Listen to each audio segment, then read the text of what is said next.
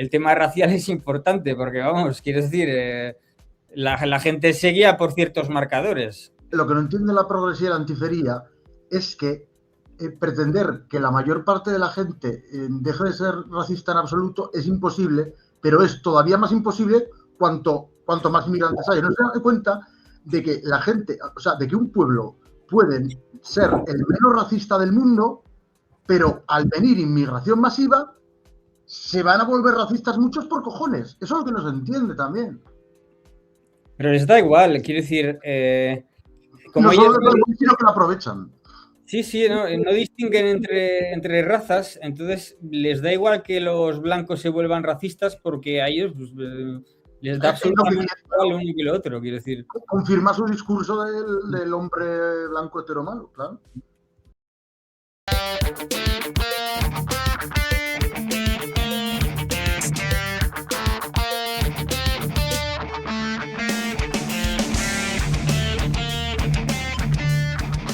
¡Yepa! ¿Qué pasa? Bueno, ¿qué pasa? ¿Qué pasa? Vengo aquí a insultar. Sí. ¿Cuánto tiempo? Ya no eres niño rata. Ahora ya no eres niño rata. Ahora... Soy comadreja, ¿no? Ascendida comadreja, no. ¿Lo viste ayer que la comadreja sintiendo cuando Farrero nos dice, pues no, pues que como solo 6.000 de 900.000 delinquen, pues no está relacionado. Ay, pero vamos a ver, que claramente están sobre-representados. Y la comadreja diciendo... Nada que añadir. Claro, o sea, lo dice él y ya, claro. Mira, justo nos hemos sincronizado. Buenas noches. Buenas noches, Rafa. Nos hemos sincronizado, hemos aparecido todos más o menos a la vez. Buenas, ¿me escucháis bien? Yo te escucho. Pues nada, buenas noches, Bruno, ¿qué tal? Bien, por aquí andamos. Pues, no es que de lunes. Sí, estamos hablando del directo de ayer, analizando lo de Farrerón sin núcleo nacional. Farrerón, que con tal de estar, lo que comentaba ahora Miguel Ramos, con tal de ir contra el núcleo nacional, él se empeña que los magrebíes son de la misma etnia que nosotros y que no causan ningún problema especial. Es terrible. ¿Dijo eso? Que son de nuestra misma etnia. Eso lo ha repetido 1.000.000 de veces. Es absurdo, es ridículo. Él se basa en no sé qué antropólogos que sí, porque a ambas orillas del Mediterráneo la misma etnia. Pero vamos a ver, se llaman magrebíes, se llaman bereberes. Por algo tiene ese nombre. Es un nombre de una etnia, de dos etnias en este caso. En España somos magrebíes y bereberes. En Italia son magrebíes y bereberes. En Sicilia un poco. Yo no quiero darle mucha vuelta a este hombre, porque este hombre lo que tiene ya es una obsesión, tío. Esto ya no es una crítica, ni es un análisis. Le ha dedicado como 15 vídeos, tío. Yo me fui de ahí por lo mismo, digo, esto es insoportable. ¿15? ¿No será 150? Es que, tío, yo no sé cómo se puede estar alguien gastando su tiempo en un proyecto político que lo único que hace es hablar de los demás y además mezclando unas locuras, que si una secta satánica, el tatuaje de una piba. Yo qué sé, tío. Yo pienso que ya esto ya es psicológico. Con el Roberto Vaquero igual, como si fuera un agente ya de 007. Exagerado, eso es muy exagerado ya. Yo no gasto mi tiempo en un proyecto político así, lo siento. Ya. No, es fascismo cultural, que eso no lo sacaste en el vídeo ayer. Es fascismo cultural, está cayendo en, pues eso, como el marxismo cultural. Bruno, ves que estoy grabando, ¿no? Sí, avisa, ¿eh? Que estoy grabando y que esto en principio es para publicarse. En principio, a no ser que salga algo inconveniente que deba cortar, que ya sabes, como he hecho siempre... ¡Vuélcalos! Claro, como hacía siempre por esquipe. Si había un cacho que era algo que no debíamos publicar, yo lo corto siempre, si hay algo así inconveniente. A ver, yo pienso que estos chavales de Núcleo Nacional en muchas cosas están haciendo buen trabajo y en otras, pues, en otras te despierta desconfianza. Vamos a ver, mira, yo te digo una cosa, digo mi opinión. que me puedo equivocar, ¿eh? A mucha gente, no este señor, digo, mucha gente le echan la cara a los de Núcleo Nacional que Isabel Peralta es hija de uno del PP, ¿no? Eso es la crítica. Vale. Tú piensa por un momento. Ya está todo explicado. Y como el Iván Rico La Rana es también hijo de un concejal de PP, ya está explicado. Ya. No me lo jodas. Por eso, tú piensa por un momento. Isabel Peralta, si esa chiquilla quisiera comer de la política, el padre del PP se mete en el PP, la niña es guapita, la niña es inteligente, la niña a los 2 años ya es concejal, no sé qué, en algún ayuntamiento estaría cobrando 3.000 euros. Y en vez de hacer eso, dice que es nazi, va a las manifestaciones, le prohíben entrar a los países. Yo creo que es sincera. Claro. Es borderline, lo que es borderline. Está mal de la chota, esa chavala, está mal de la chota. No, yo no pienso que esté mal. Lo que pasa es que hay gente que se toma la política así como muy solemnemente, ¿sabes? Es que es eso, es la solemnidad del fanatismo. Yo le veo que le falta un tornillo, o sea, no.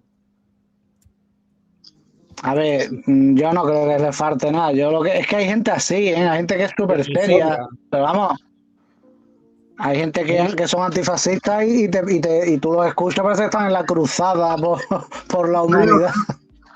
El movimiento antifa está lleno de psicópatas, de borderlines, de fanáticos. Vamos, eso está más claro que el agua. El Tomás ya no sube, se ha bajado. Tomás hoy no podía. Igual viene luego Aitor. Vale. Yo grabé hoy un directo con el Jesús de la Liga de los Comunes. No sé si lo habéis visto. No lo he visto aún, lo tengo en ver más tarde. Me lo veré. ¿Querrás decir? El miércoles voy yo a su canal a hablar de mi experiencia en la extrema derecha. ¡Hombre! Perdiendo amigos. Hostia, ese no me lo pierdo para comentarlo en directo. No, hombre, a ver. Estuvimos hablando de su experiencia en la extrema izquierda cuando se fue del Frente Obrero. La verdad es que me ha resultado interesante. Claro. Y el Jesús es un chaval serio, sabe de lo que habla, no es ningún niñato. Y es que hay que hacer esto, tío. Hay que hacer caposiciones, hay que intentar que la gente...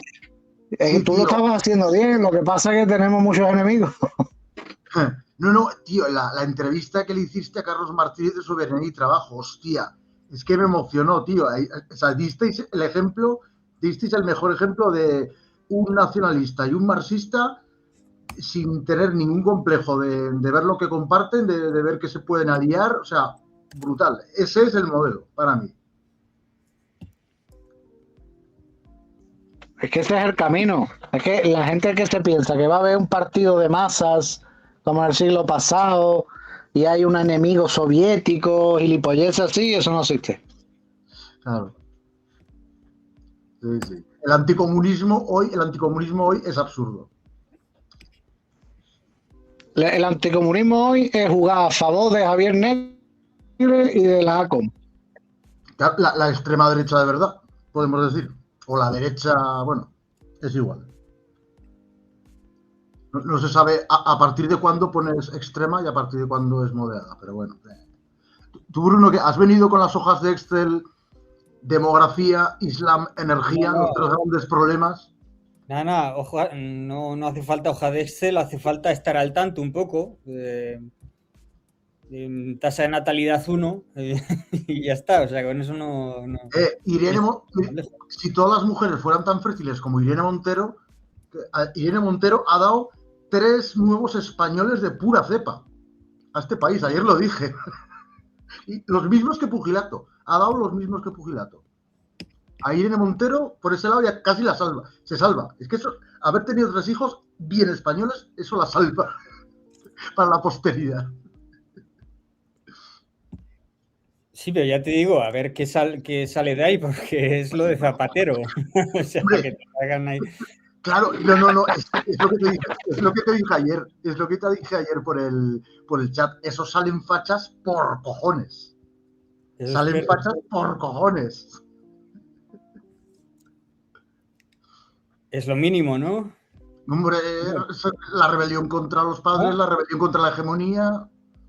Vamos a ver la hoja Excel. Aquí nacen, bueno, en Madrid nacen más niños de fuera que niños autóctonos. Aquí en Francia es así. O sea, tienes la mitad de niños que son de fuera. Entonces, ¿qué menos que sean fachas? Y ya si te salen y ya si te salen escuadristas, mejor que mejor. O sea, eso es lo que no se entiende. O sea, es que tú vives en una conciencia estatalista de, bueno, ya yo soy un hippie.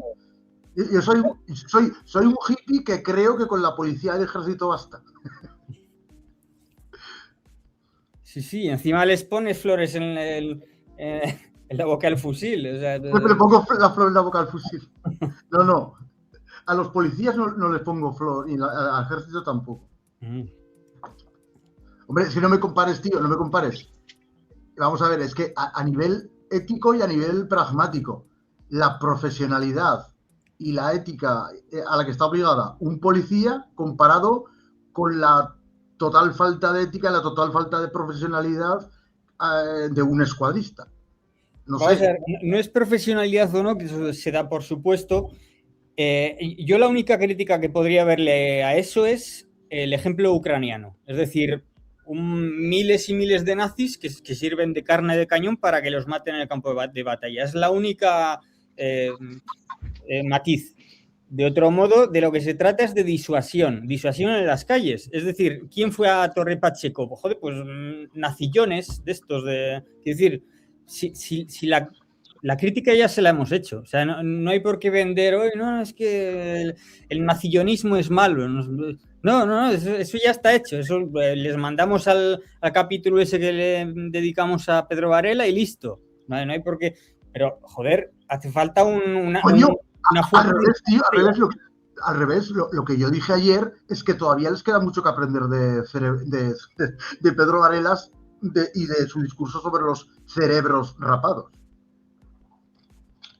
El tema es que también se está creando una imagen que tampoco es del todo matonismo, ¿eh? Yo tampoco, sí, hay algunos recortes de prensa que hablan de tal, pero que yo no he visto vídeos de los del Núcleo Nacional pegándole una paliza a nadie, ¿eh?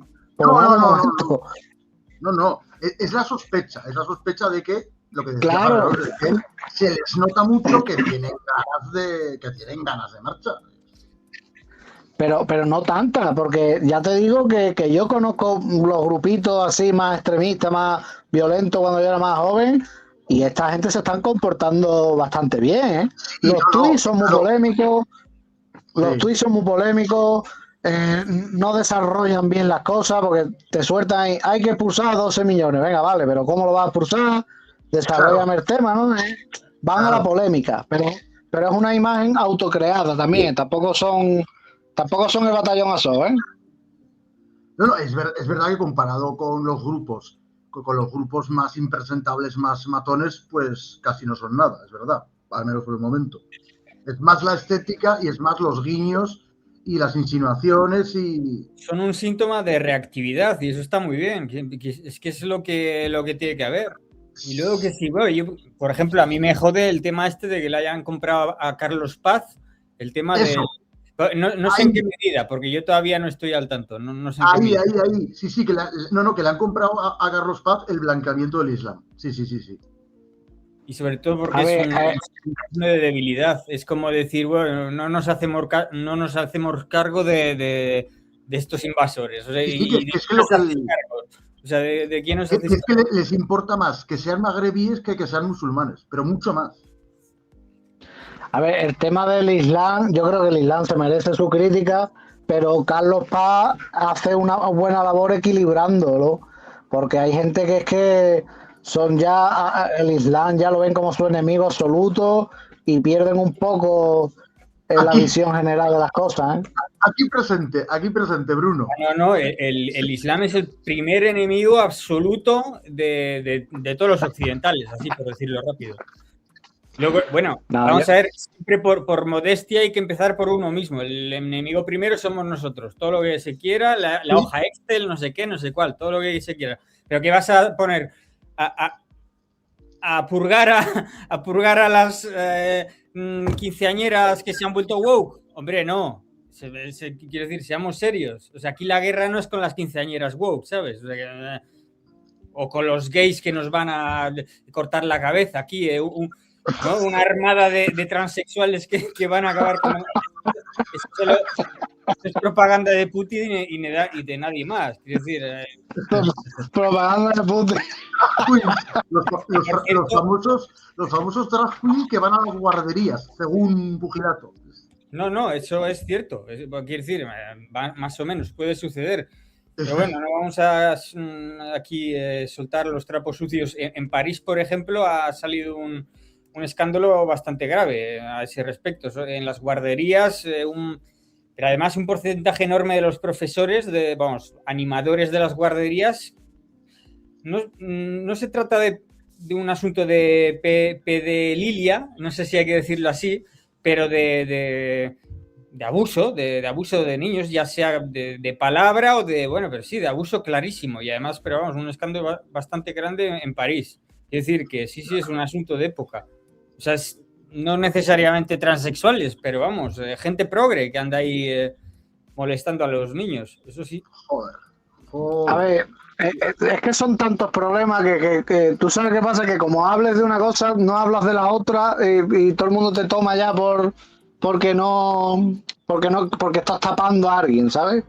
Sí, claro que hay un problema con el Islam, claro que hay un problema con las bandas latinas, claro que hay un problema... La propia comunidad gay tiene un problema con gente que son pervertidos y se unen a su comunidad y ellos mismos no hacen una limpia. Pero, hombre, en la comunidad gay hay de todo, hay gente honrada, gente normal. La comunidad gay es la que cada vez vota más a los partidos anti-islam. Sí, eso sí, bueno, y ya ves el Frente Nacional, no sé cómo se llama, agrupación nacional. El partido más votado por homosexuales en Francia. Más compuesto por homosexuales. El 20% de los diputados de ES son homosexuales. Quiero decir. Hostia, el 20%. Mari. Y Joan Bardella es lesbiana, ¿eh? Bueno, no, pero lesbiana eso yo no me lo creo. Lo que se decía antes es que estaba liado con un judío. Ay, he dicho, bueno, da igual. Una vez. No, Joan Bardella sí, Joan Bardella tiene una pluma que no puede con ella. Y ahora se está juntando con una descendiente de no sé qué reina por ahí, griega o alguna historia así, para blanquearse. Es decir, para dárselas para entrar en el armario. Para Eterizarse. Sí, para meterse en el armario. No, pero eso es así. Pero quiero decir, a ver, Rafa, tú acabas de decir que que aquí hay muchos problemas, ¿vale? Sí que aceptas que hay problemas, pero bueno, que lo tendrían que arreglar en sus propias comunidades, los musulmanes lo arreglan con... Si se ponen los musulmanes a arreglar los problemas que tienen, te invaden.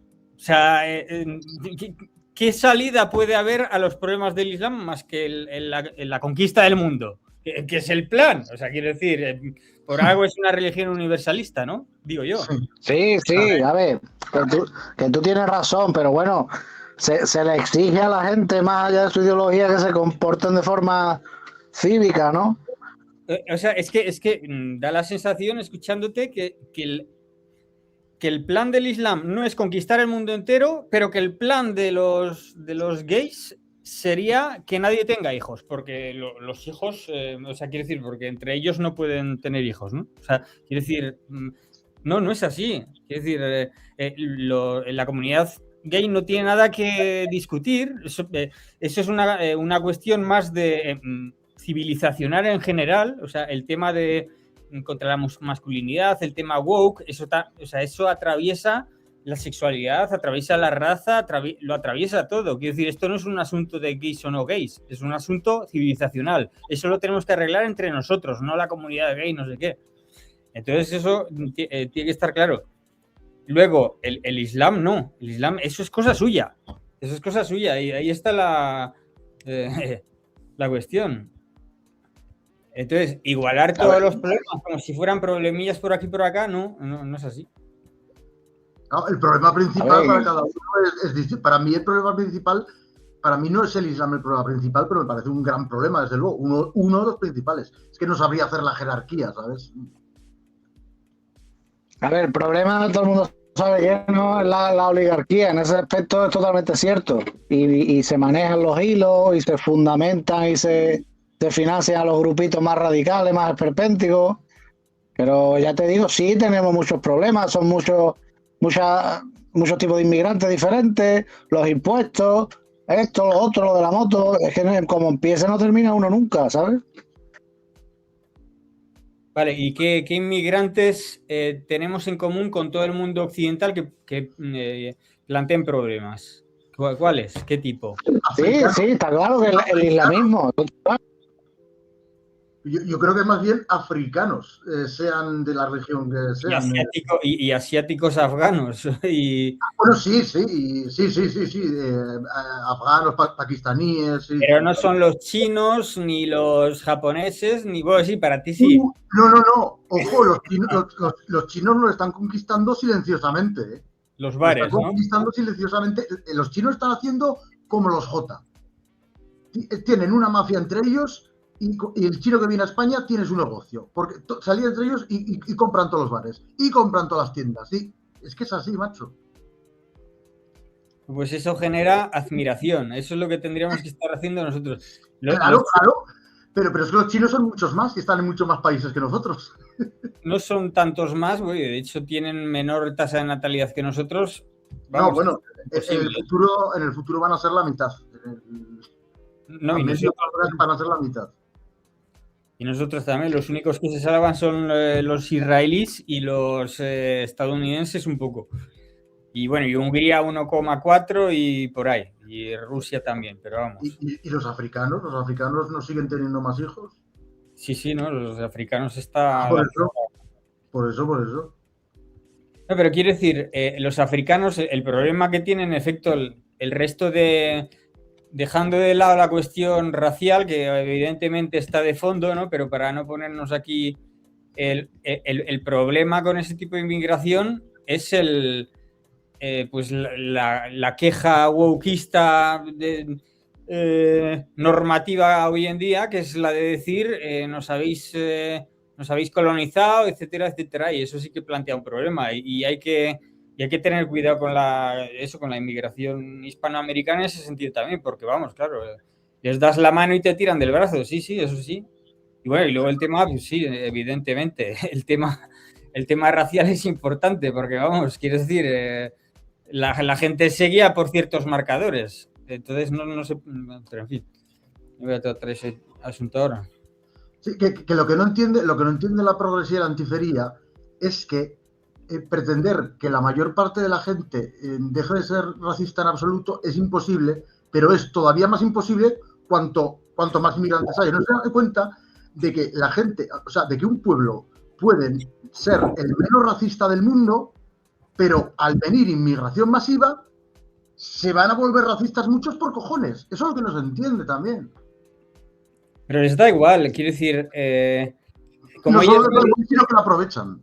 Sí, no distinguen entre razas, entonces les da igual que los blancos se vuelvan racistas porque a ellos pues, les da absolutamente igual uno que lo otro, quiero decir. Confirma su discurso del hombre blanco heteromalo, claro. Hombre blanco heteromalo, claro. Y luego está la hipocresía de eso, se ve quizá mejor aquí en Francia, la hipocresía de la burguesía que vive en sus comunidades bien cerradas y tal a los arrondissements que se llaman aquí, bueno, en París sobre todo. Y progresía. Y luego les hace la propaganda pues a la proinmigración por todos lados, pero luego no en mi casa, que es flagrante, quiero decir. Y lo más interesante, que los alubios han promovido la inmigración, han promovido el multiculturalismo, vamos, las élites, oligarquías y tal, y se les ha vuelto en contra. Vosotros conoceréis perfectamente lo de Barbara Spector.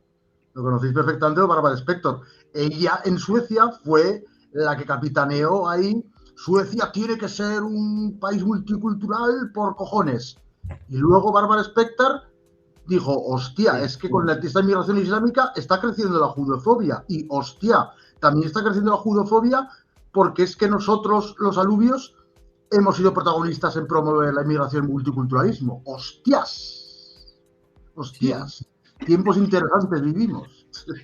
Sí, mira, yo un ejemplo de lo que tú estás diciendo, incluso más extremo, es lo que he visto con lo del el manifiesto por la República Tecnológica esta del Alex Karps, que es el de Silicon Valley.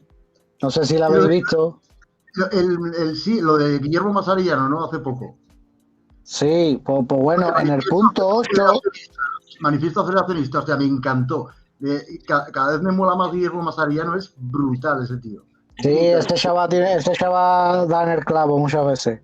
Pues mira, la mierda esta del manifiesto de la República Tecnológica, el punto 8 y 9 lo podéis buscar, 8 y 9 creo que era.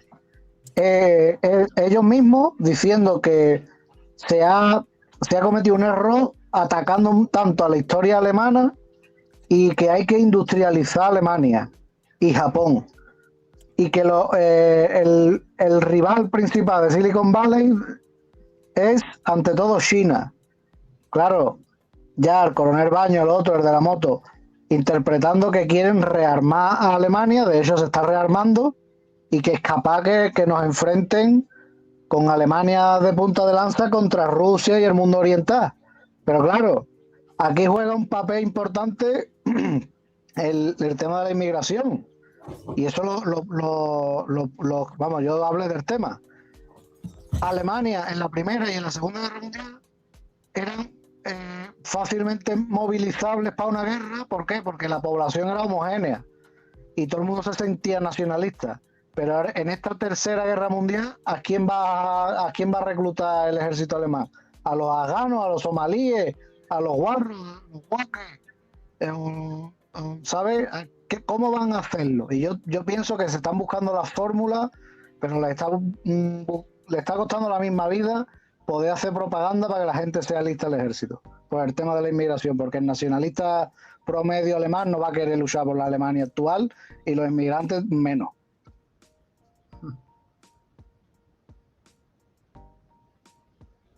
Está silenciado, Bruno. Sí, no, es que estoy en el curro todavía. Tampoco sí, ya. Hay compañeros. Ya he visto que no es tu caravana. Sí.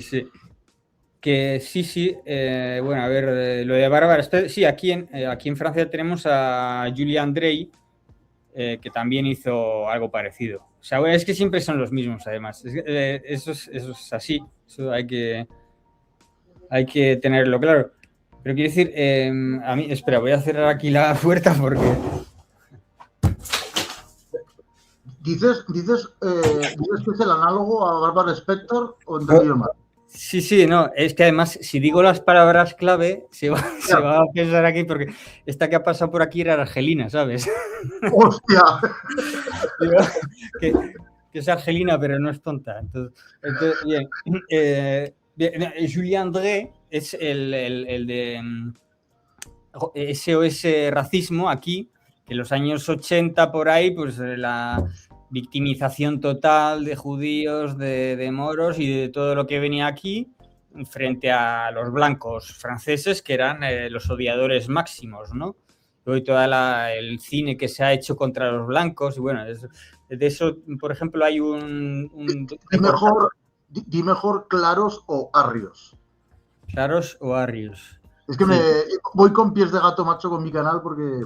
Y bueno, hay un documental muy clarividente al respecto que está en francés, pero no sé si con subtítulos, que es de Hervé Rissen, R-Y-S-S-E-N, Hervé Rissen, que habla de cómo el cine ha vehiculado, bueno, pues un racismo anti nosotros, pero clarísimo, evidentísimo, y donde la correspondencia con la comunidad elegida de Yahvé era evidente. O sea, quiero decir, venía vehiculado, torpedeado por esa comunidad contra la nuestra, evidente. Años 70, 80, 90, 10.000 y hasta ahora. Ahora de repente ya se han vuelto todos de derechas. El Julian Drey, que comentaba, la Bárbara Spectra, o el Spectre esa no sé qué se ha vuelto, pero quiero decir... O sea, esto es una broma. Bien. Entonces, lo que pasa, yo considero es que, vale, sí, son la causa, en gran medida hay una lógica causal ahí evidente que no se puede esconder y quien la esconda que dé cuentas de ellos cuando en algún momento tendrán que dar cuentas de ello. O sea, porque aquí, bueno, pero eso no te exime de confrontar la consecuencia, porque si ese ámbito ha estado en el ámbito causal, ya, pero ¿y qué quieres que le hagamos? Bueno, que nos han timado. ¿Y qué? Ya, pero ahora lo que hay que confrontar son las consecuencias. Eso es lo que todo este mundillo alternativo del cual yo he formado parte, disidente, todos estos románticos del socialismo árabe y chorradas así, no se dan cuenta. O sea, no se quieren dar cuenta. ¿Por qué? Porque woke. Porque nosotros somos los peores, yo qué sé, porque o sea, están en contra del capitalismo, no sé qué historias, llevan 50 años aprovechándose del capitalismo y ahora de repente, no, que es que simplemente tienen una conciencia, una noción biológica de que es que estamos contaminados por el virus J y ya se acaba ahí todo y no hay ningún otro virus sobre la faz de la Tierra, no hay más virus, simplemente claro. Virus J, ya está, se acabó. Ya eso me exime de todo responsabilidad de haber sido un mierdas durante 50 años, y eso me exime pero de todo absolutamente. No, es que yo compraba, yo qué sé, alguna revista revolucionaria. Eso es Farrerons. Eso es el discurso de Farrerons y ese es también el discurso de Núcleo Nacional. Ahí sí coinciden. Solo hay un virus, es el J. Sí. No sé cómo lo ves tú, Rafa. A ver, el núcleo, la mar del borrego son los jotitas, eso está claro. Y es la columna vertebral porque son los que tienen el poder real. Pero eso no significa que sea... A ver, los jotas lo que hacen es aumentar los problemas que ya hay. Algunas veces se lo inventan, pero aumentarlos. Ahí está el apoyo a los separatistas catalanes, la financiación de los islamistas radicales. No es que si los Jotas no hubiera problemas y viviríamos en la Arcadia feliz, claro que habría problemas, pero no estarían exacerbados, no estarían manipulados. Bruno ha mencionado antes el batallón Azov. El batallón Azov es un claro ejemplo. Lo componían, ahora no. Antes tenían 2.000 miembros, ahora creo que quedan 55. Antes lo componían nacionalistas auténticos que querían luchar por su país, pero claro, estaban siendo manipulados, los estaban usando de carne de cañón, los tiraron ahí en la batalla de Bakhmut, que es que murió más de la mitad. Claro, cuando tú vives esa experiencia dices tú, hostia, esto hay que frenarlo, ¿no? ¿Quién nos está engañando? ¿Quién nos está llevando al matadero? Pero esa tendencia nacionalista ya existía. Sí. Pues el batallón Azov lo que tenían que haber hecho es cruzar la frontera. O sea, ¿qué tontería es esta? ¿No eran tan nazis? Pues, bueno, no, ¿cómo se dice? ¿Nazis? Pues son más arios los rusos que los J, ¿no? Que les mandaban ahí al matadero. Arrios. Bueno, yo ya estoy listo. Pero si es que es descarado, igual la de mi curro, de la mitad. Hostia, no me jodas, tienes la caravana pegada al curro. Sí, es la hostia. Está bien, ¿no? Bueno, y luego... Hay que echarle huevos, ¿eh? Hay que echarle huevos para vivir en una caravana, tío. A ver si no me dura mucho, a ver si se acaba. Si estuvieras en un garaje, bien. En una caravana en medio de la calle, macho, yo me acojonaría. De hecho, a veces te golpea, ¿no? A veces pasa gente y te golpea. Pueda vivir como la gente normal, pero bueno, ya se verá.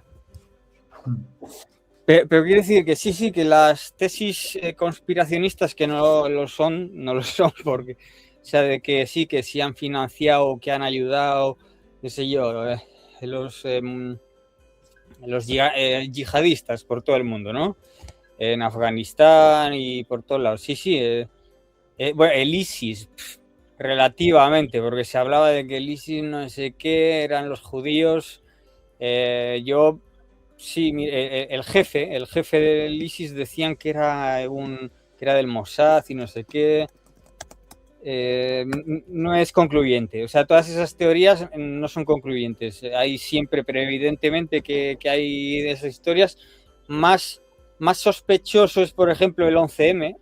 Sí, o sea, porque quiero decir, todavía no se ha salido de cuentas.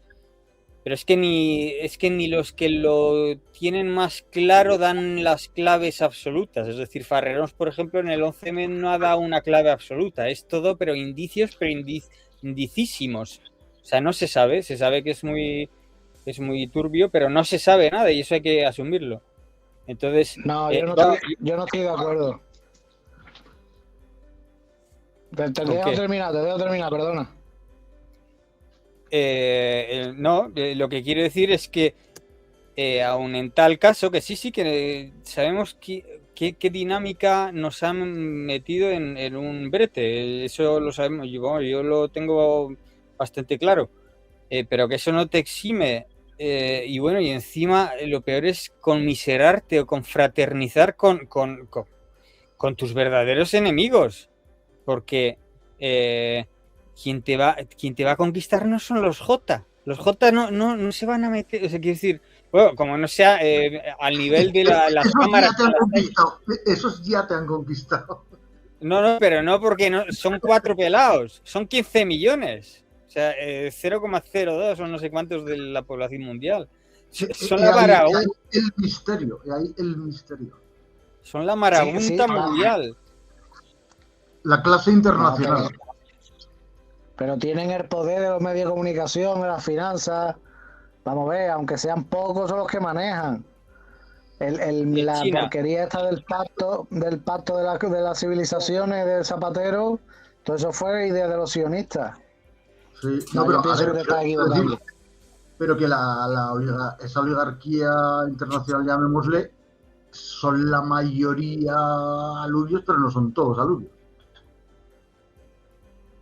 Vamos a ver pero Rema, que lo de Zapatero también son ellos ahora, ¿o cómo va eso? Lo de Zapatero, claro que están ellos. Pero vamos, vale. Si Pedro Sánchez también. Pedro Sánchez es un sorosiano. Estamos hablando de Pedro Sánchez se reunió con Soros antes que con nadie, ¿no? Sí, se reunió con Soros y añádale esto más. Las declaraciones contra Israel, a favor de Palestina, todas las tonterías que ha dicho, puro gesto político. Después ni ha prohibido la ACON, ni ha prohibido la Fundación Hispano-Judía, ni Black Cube. ¿Qué va a prohibir? ¿Pero por qué lo va a prohibir? Porque son organizaciones sionistas, porque se puede sacar una ley contra el sionismo y prohibirla y expulsarlo del país, se pueden hacer muchas cosas. Tienes razón, que ACOM yo lo mostré en un directo de un podcast, que ACOM hizo un post en X que decía: en España o se está con Israel o se está con Sánchez. Vosotros veréis. Una puta amenaza. Eso es para ilegalizar a ACOM. Entonces ilegaliza a Armesilla también. Sí. Que no eres... porque quiere hispanizar Cataluña con colombianos y... peruanos. Eres un mal español si no estás con China y eres un mal español si no estás con no sé qué. No, es que si eres comunista socialista y no estás con China, eres un hijo de puta. Eso es lo que dice Armesilla. Igual que si llamas panchos a los hispanos, eres un hijo de puta. A ver, todo el mundo comete cagadas y Armesilla, hoy está hablando yo de él. Armesilla es muy buen analista, pero tiene sus clichés, tiene sus tonterías como cualquiera. Que el Pedro Sánchez no es antisionista de verdad. Si fuera antisionista de verdad, prohíbe la ACON, expulsa a David Hatchell, nacionaliza su empresa de mierda esa de Exxon, que el tío controla y monitoriza todo lo de esto por donde se pasan los aeropuertos, es que no me acuerdo cómo se llama. El tío monitoriza todo eso. Pero si hiciera eso, España sufriría represalias graves, probablemente. España hace eso y y no sufriría represalias. España saldría de la crisis que está, si hace eso. ¿No? Yo creo que sufriría bastante represalias, no lo sé. Oye, ¿y lo de Soros y Netanyahu cómo lo veis? ¿Realmente son enemigos? ¿Realmente son enemigos Soros y Netanyahu? ¿Realmente Soros es tan antinacionalista que también es antisionista? Lo que es cierto es que se contradicen.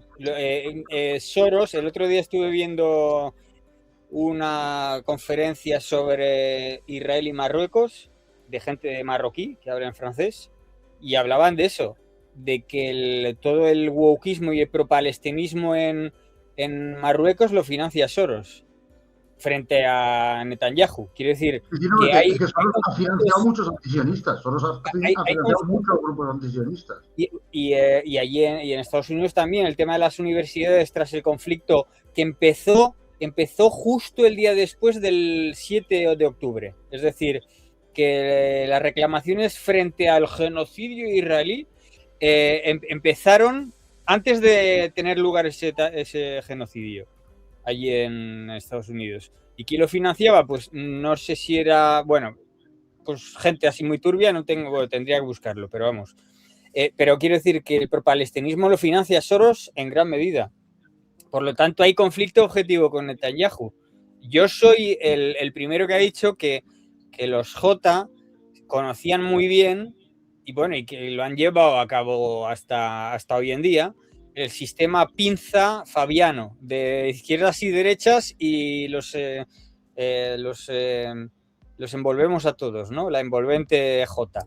Sí, eso es así. Eso lo hace todo Dios con un poco de sindéresis. Quiero decir, eso es lo que deberías de hacer si no eres un extremista y fundamentalista de, yo qué sé, que hay que hacer el bien y no el mal, ¿no? Pues haz un poco de todo, ¿no? Un poco de todo para equilibrar la cosa, no seas tonto. Que los demás hacen el mal, o sea, no seas tonto. Bueno, y ya está, son mal listos, ¿verdad? Pero son mal listos, pero lo que quiero decir es que... Inteligencia colectiva, como inteligencia colectiva, ya no lo individual que también, la inteligencia colectiva... Pero si los hermanos musulmanes hacen eso. Siempre he dicho que tenemos mucho que aprender de los alubios de hacer piña y aldear. Bueno, coño, los chinos han aprendido mucho de los alubios o no lo han aprendido, simplemente siguen la misma lógica porque tampoco hace falta ser un genio para hacerla. Pero es lo que te digo, los chinos en España mismo, coño, es que copan todos los negocios, se alían para copar todos los negocios ellos. Claro, es que los demás tienen que hacer lo mismo. Lo que pasa es que, claro, como los demás no somos una clase internacional, un pueblo internacional, lo tenemos más difícil, es distinto. O sea, es como una clase internacional contra clases nacionales o algo así.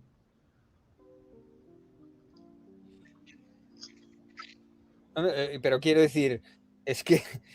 A ver, estoy de acuerdo, pero el enfrentamiento de Soros y Netanyahu es falso, ¿no? Es un... ¿Cómo que es falso? Hay confrontación objetiva anticomunista. A Netanyahu no le conviene que en Marruecos haya contestación pro-palestina frente al Mahdem. No le conviene. Entonces, ahí hay algo que hay que explicar, simplemente. Yo aquí con Raúl he planteado la misma hipótesis que tú, pero es una hipótesis. Quiero decir, o sea, esto de decir, de poner ahí en un altar a los J como si fueran todo inteligencia, como si no hubiera autoboicot en absoluto, cuando precisamente a la mínima que hurgas ellos mismos, qué sé yo, el Otto Weininger. Es que Netanyahu y sus acólitos llegan a exculpar a Gila del Gran Programa con tal de culpar al Mufti. Si eso no es pegarse un tiro en el pie... Sí, eso de ser torpe, de dejarse llevar por el impulso. Tengo que demonizar a los palestinos a cualquier precio. Al precio es culpar a Hitler y ahora toda la industria del Gran Programa que diría Finkelstein, ahora sobre la que la basamos.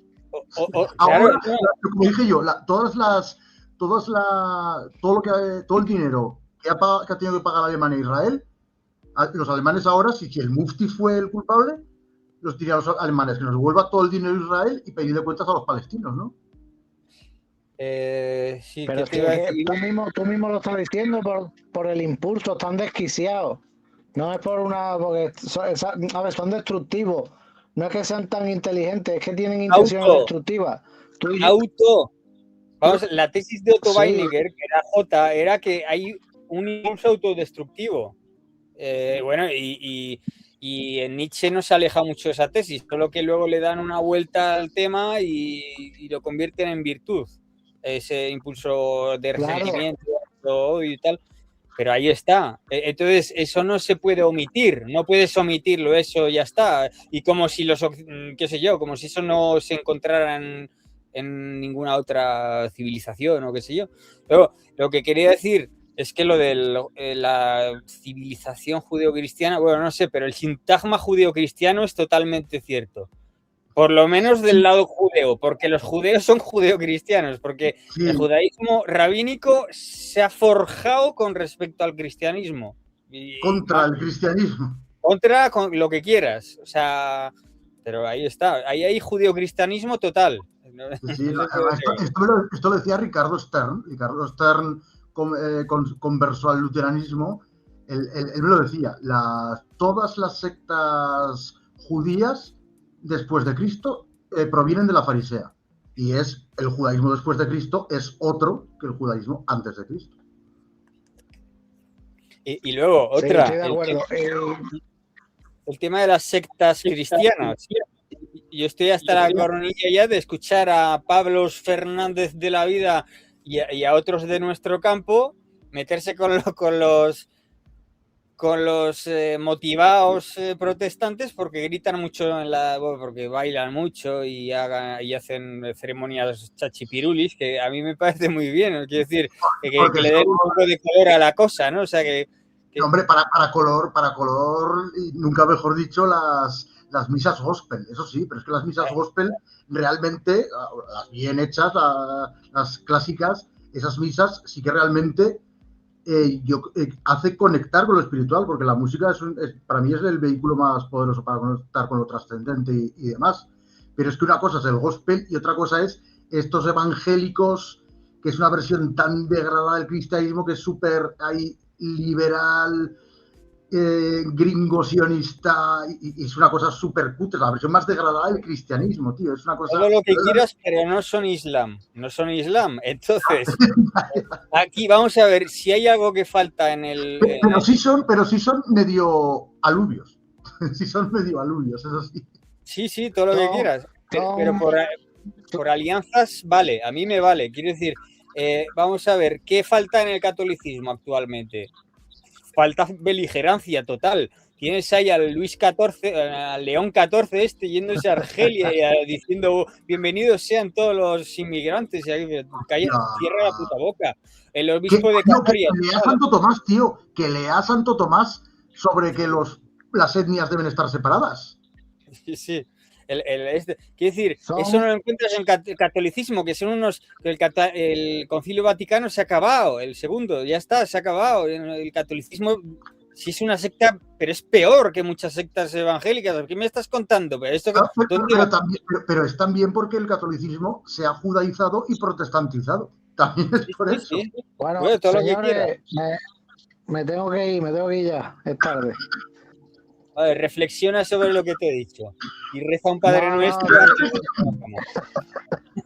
Son flujos libidinosos agresivos. Sí. Hasta luego. Venga, pues, un placer.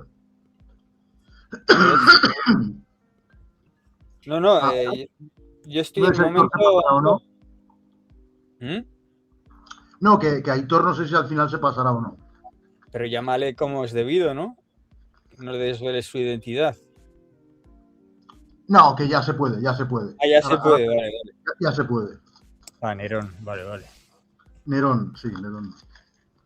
Entonces sí, bueno, ¿qué? ¿Quieres resolver alguna cuita por ahí sin resolver? Que quede claro otra vez para la audiencia que dije que sabía unas cosas feas de Bruno, pero porque lo había entendido mal, y luego lo aclaré con él y no eran cosas feas y había sido un malentendido. Ya está.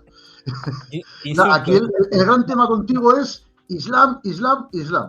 O sea, si quieres te pido que desarrolles un poco más, ¿Por qué deberíamos considerar al Islam la principal amenaza?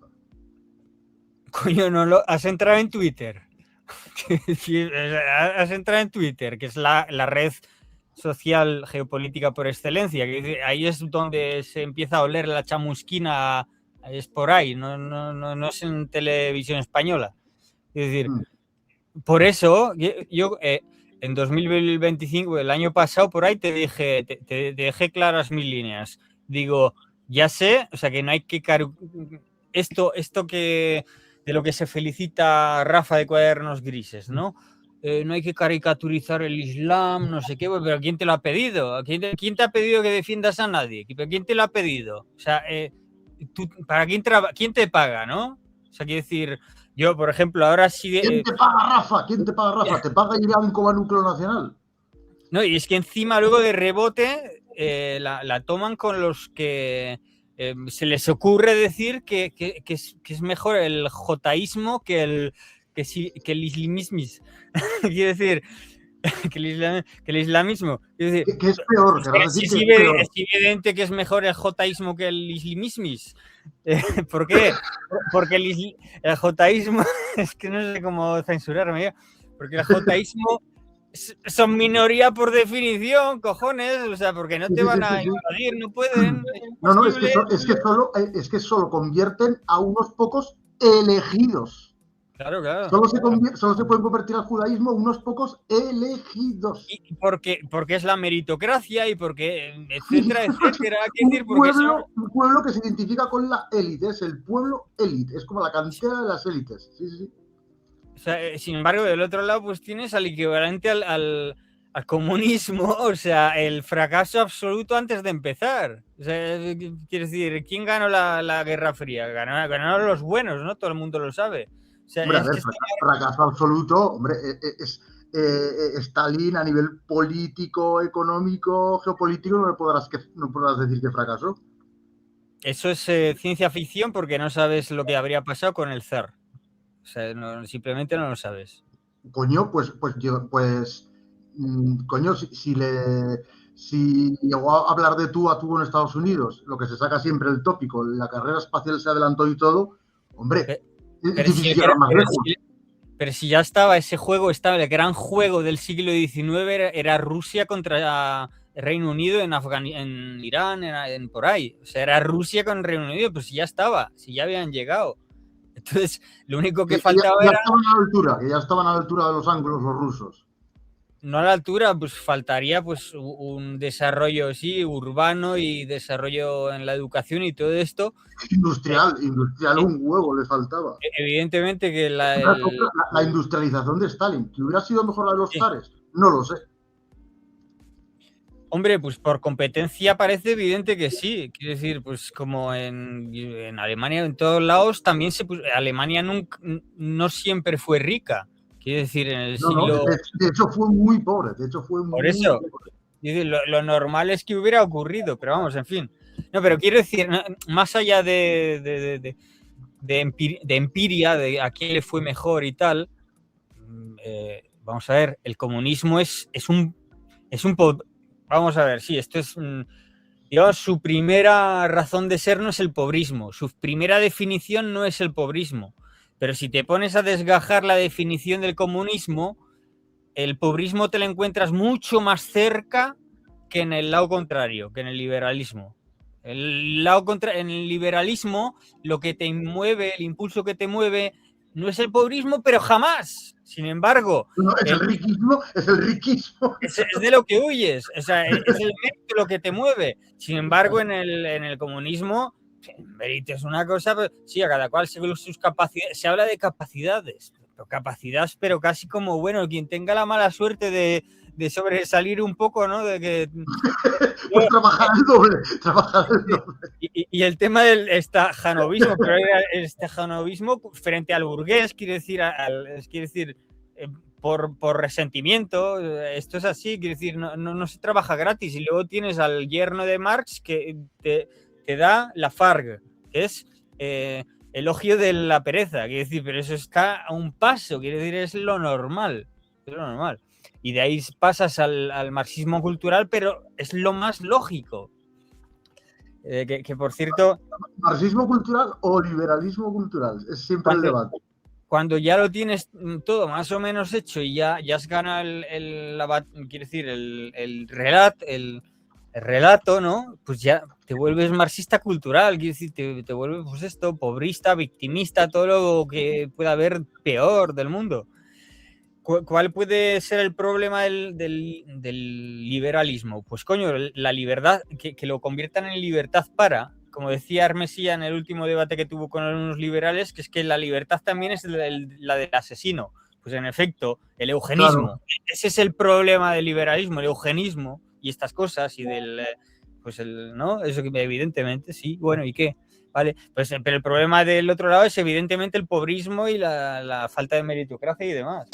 Es que no hay misterio, ¿no? Sí, bueno, es un debate muy, muy amplio. Aitor viene, además, nos hemos sincronizado, pero totalmente. Yo le estaba escribiendo, estamos aún, y justo él empieza a escribir. Y le dice, ¿cómo vais? Y yo, hostia. Sincronicidad. Total en el segundo. Ha sido elegido por alguna entidad. Sí, hemos sido elegidos por alguna mano invisible. Hemos sido elegidos por alguna mano invisible. Pero el caso es que aún no entiendo por qué el Islam es la principal amenaza. ¿Por qué el Islam? Primero, por datos demográficos evidentes, es decir, que a ellos les mandó su Dios procrear y se lo toman bastante al pie de la letra, aunque bueno, tienes casos como los de Irán, por ejemplo, que creo que están en 1,6. Turquía, dejando de lado a los kurdos, están a 1,3 o por ahí, o 4. Es decir, ¿por qué?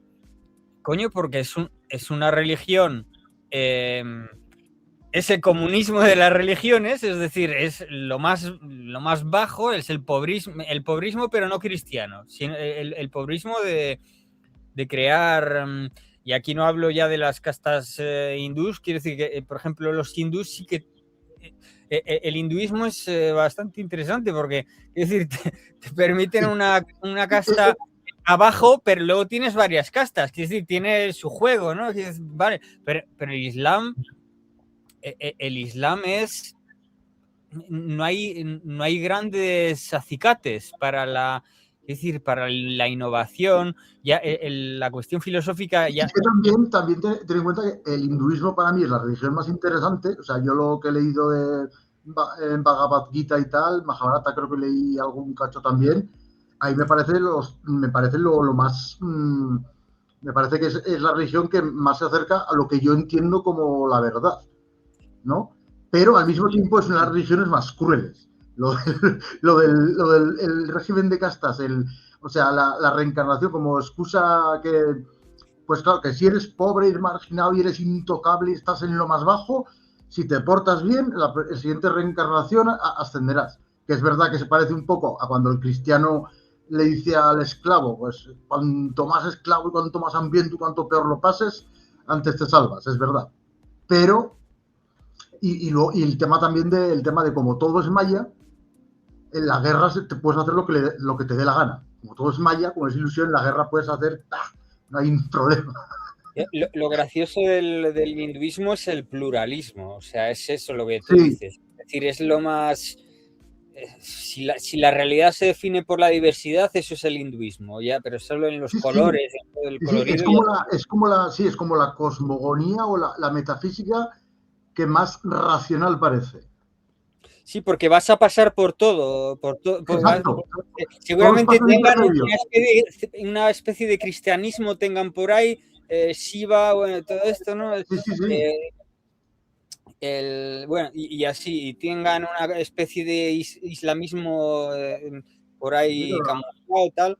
Sí, hay niveles, o sea, de que está Dios, siempre se dice, ¿es politeísta el hinduismo? No. En cuanto lees un poco, ya te das cuenta de que es monoteísta, pero claro, Dios se divide en varias entidades, las entidades se subdividen, pero claro, es que en el cristianismo también hay una analogía con los arcángeles, los ángeles, las potestades y los no sé qué, también hay analogía ahí.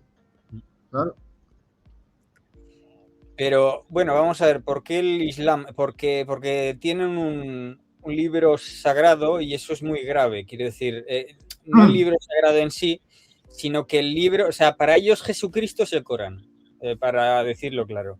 Entonces, y ahí no te puedes salir. Quiero decir, el ejemplo de Jesucristo, por mucho que se hable de no, pero hay violencia en la Biblia porque vino a traer la espada y tal, sí, pero eso era una cosa pero hipermetafórico con respecto a problemas en la familia, de no sé qué, voy a poner al padre contra el hijo, no sé qué, una cosa que, vamos, quiere decir que no era woke Jesucristo, tampoco hagamos la caricatura, que no venía aquí a romper los lazos.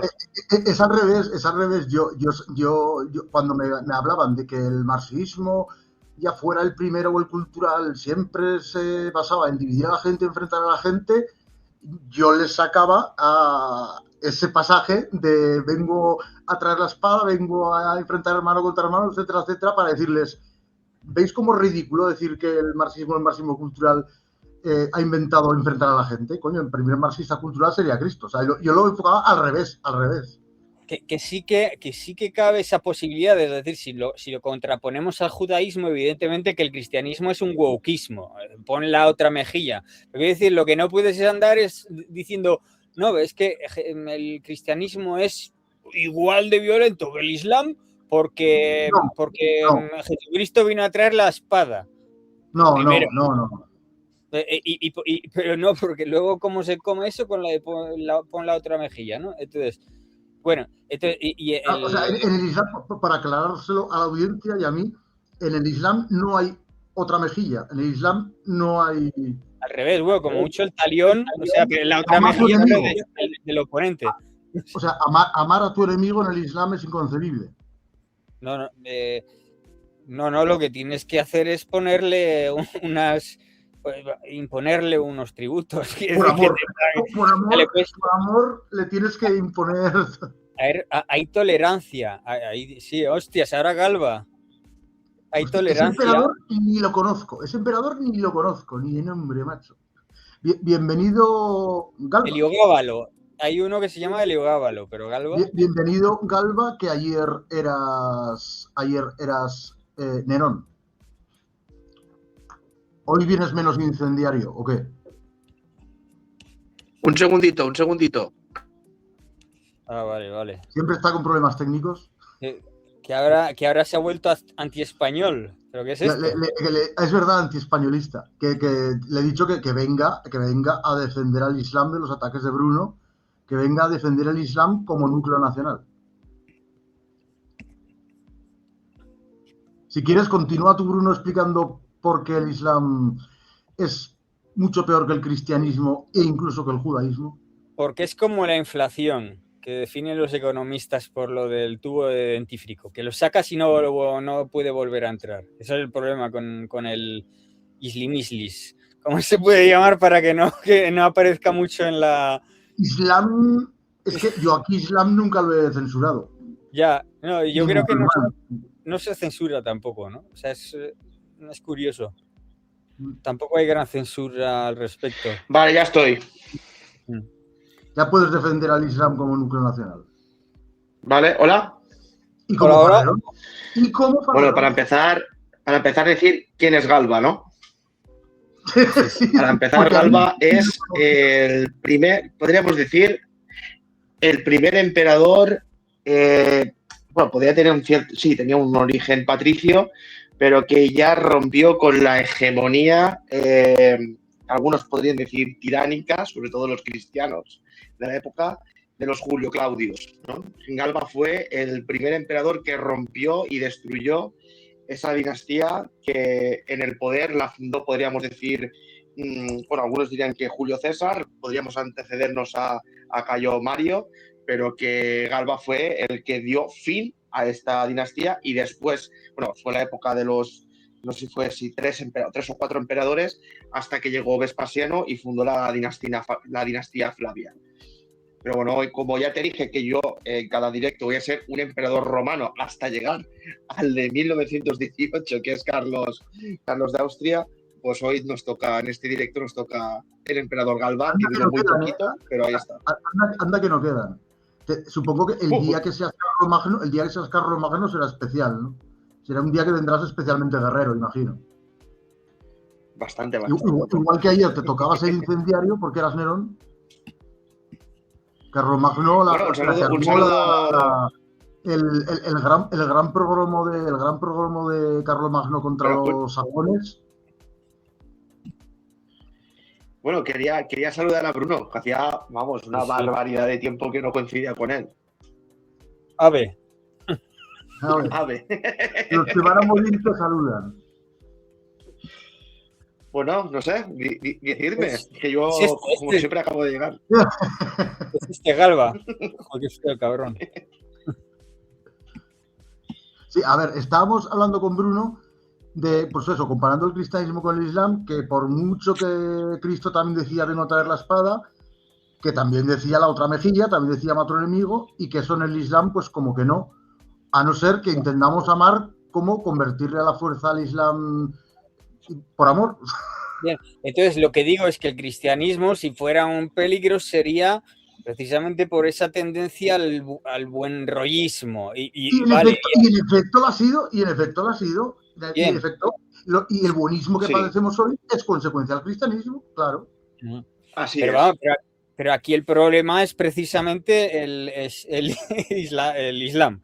No, es que estoy pensando yo en sin llamarlo islamismo, porque esta diferencia que hacen entre islam y islamismo, que parece para mí nada que ver, eso no fuera. Que además eso es una novedad total, porque antes se decía lo uno por lo otro. En el siglo XIX, siglo XX se dijo siempre islamismo como como la secta del islam. Claro, eso es muy raro, porque siempre se ha dicho cristianismo y he oído a gente católica decir que no les gusta el cristianismo porque acaba en ismo y parece una ideología. Es curioso, pero claro, también están los que llaman al cristianismo, pues bueno, pues islamismo, ¿no? Los dos igual. También están los que llaman al islam, o islamismo maometana. Maometanismo. Que en cierta forma para un católico sería lo que tendría que decir de verdad. Se me oye mejor. Aléjate del micro. ¿Qué lo tienes? ¿Lo tienes en la cara o lo tienes con altavoz?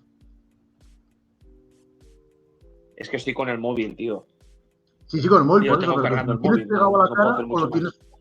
Que si lo tienes pegado a la cara o lo tienes con altavoz. ¿Así se oye mejor?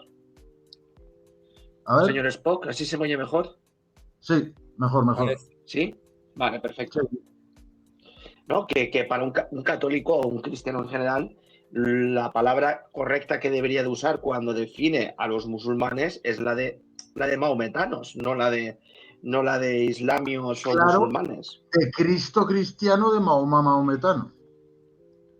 No, pero también por el propio significado de lo pero que no, es Islam. Porque ellos también son cristianos, son también de Cristo.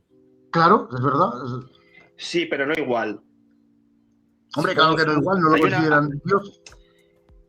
Es que yo creo que el problema de la expansión del Islam, si vamos a un punto, a ver, aquí pues evidentemente cualquier erudito del Islam igual me puede rebatir y lo reconozco, pero yo creo que el punto problemático de la expansión del Islam, por lo que en un inicio generó cierta simpatía, o por lo menos no lo vieron como un peligro inicial para algunos cristianos, y aquí me refiero al rey de Abisinia, cuando un grupo de, que no me acuerdo del nombre, cuando un grupo de musulmanes huyeron de la Meca, huyeron de Arabia y se refugiaron en el reino de Abisinia, que es lo que es la actual Etiopía, el rey de Abisinia... La aristocracia de África. Etiopía es como la aristocracia de África, o algo así. Sí. Bueno, es la África romanizada o helenizada, o incluso una mezcla de Roma, Persia, con muchos elementos. Y judaizada también. Y cristianizada. Y de ahí los falasas. Pero fue la parte más civilizada de África, por así decirlo. Claro. Digamos que el rey de Abisinia... el reino que nadie pudo conquistar. Sí. Digamos que el rey de Abisinia, después de una confrontación de uno de los que esclavizaron o que quería condenar, uno de los árabes que quería, porque era pagano, que quería condenar a estos musulmanes ante el rey de Abisinia, Claro, este árabe le decía al rey de Abisinia que, bueno, que son anticristianos, que niegan a Cristo. Entonces el rey de Abisinia se levanta y le pregunta a estos musulmanes, que vuelvo a repetir, no me acuerdo de los nombres porque aquí yo no tampoco soy tan experto, ¿no? Pero me trae un poco la historia. Le preguntaron qué dicen acerca de Jesús, ¿no? Y lo que cuentan acerca de Jesús, muy inteligentemente, pero de forma muy inteligente, para engatusar o camelar en un lenguaje más coloquial al rey de Abisinia, es hablar del nacimiento de Jesús y de la divinidad de la Virgen María, ¿no? Como que es una virgen, etcétera, etcétera, ¿no?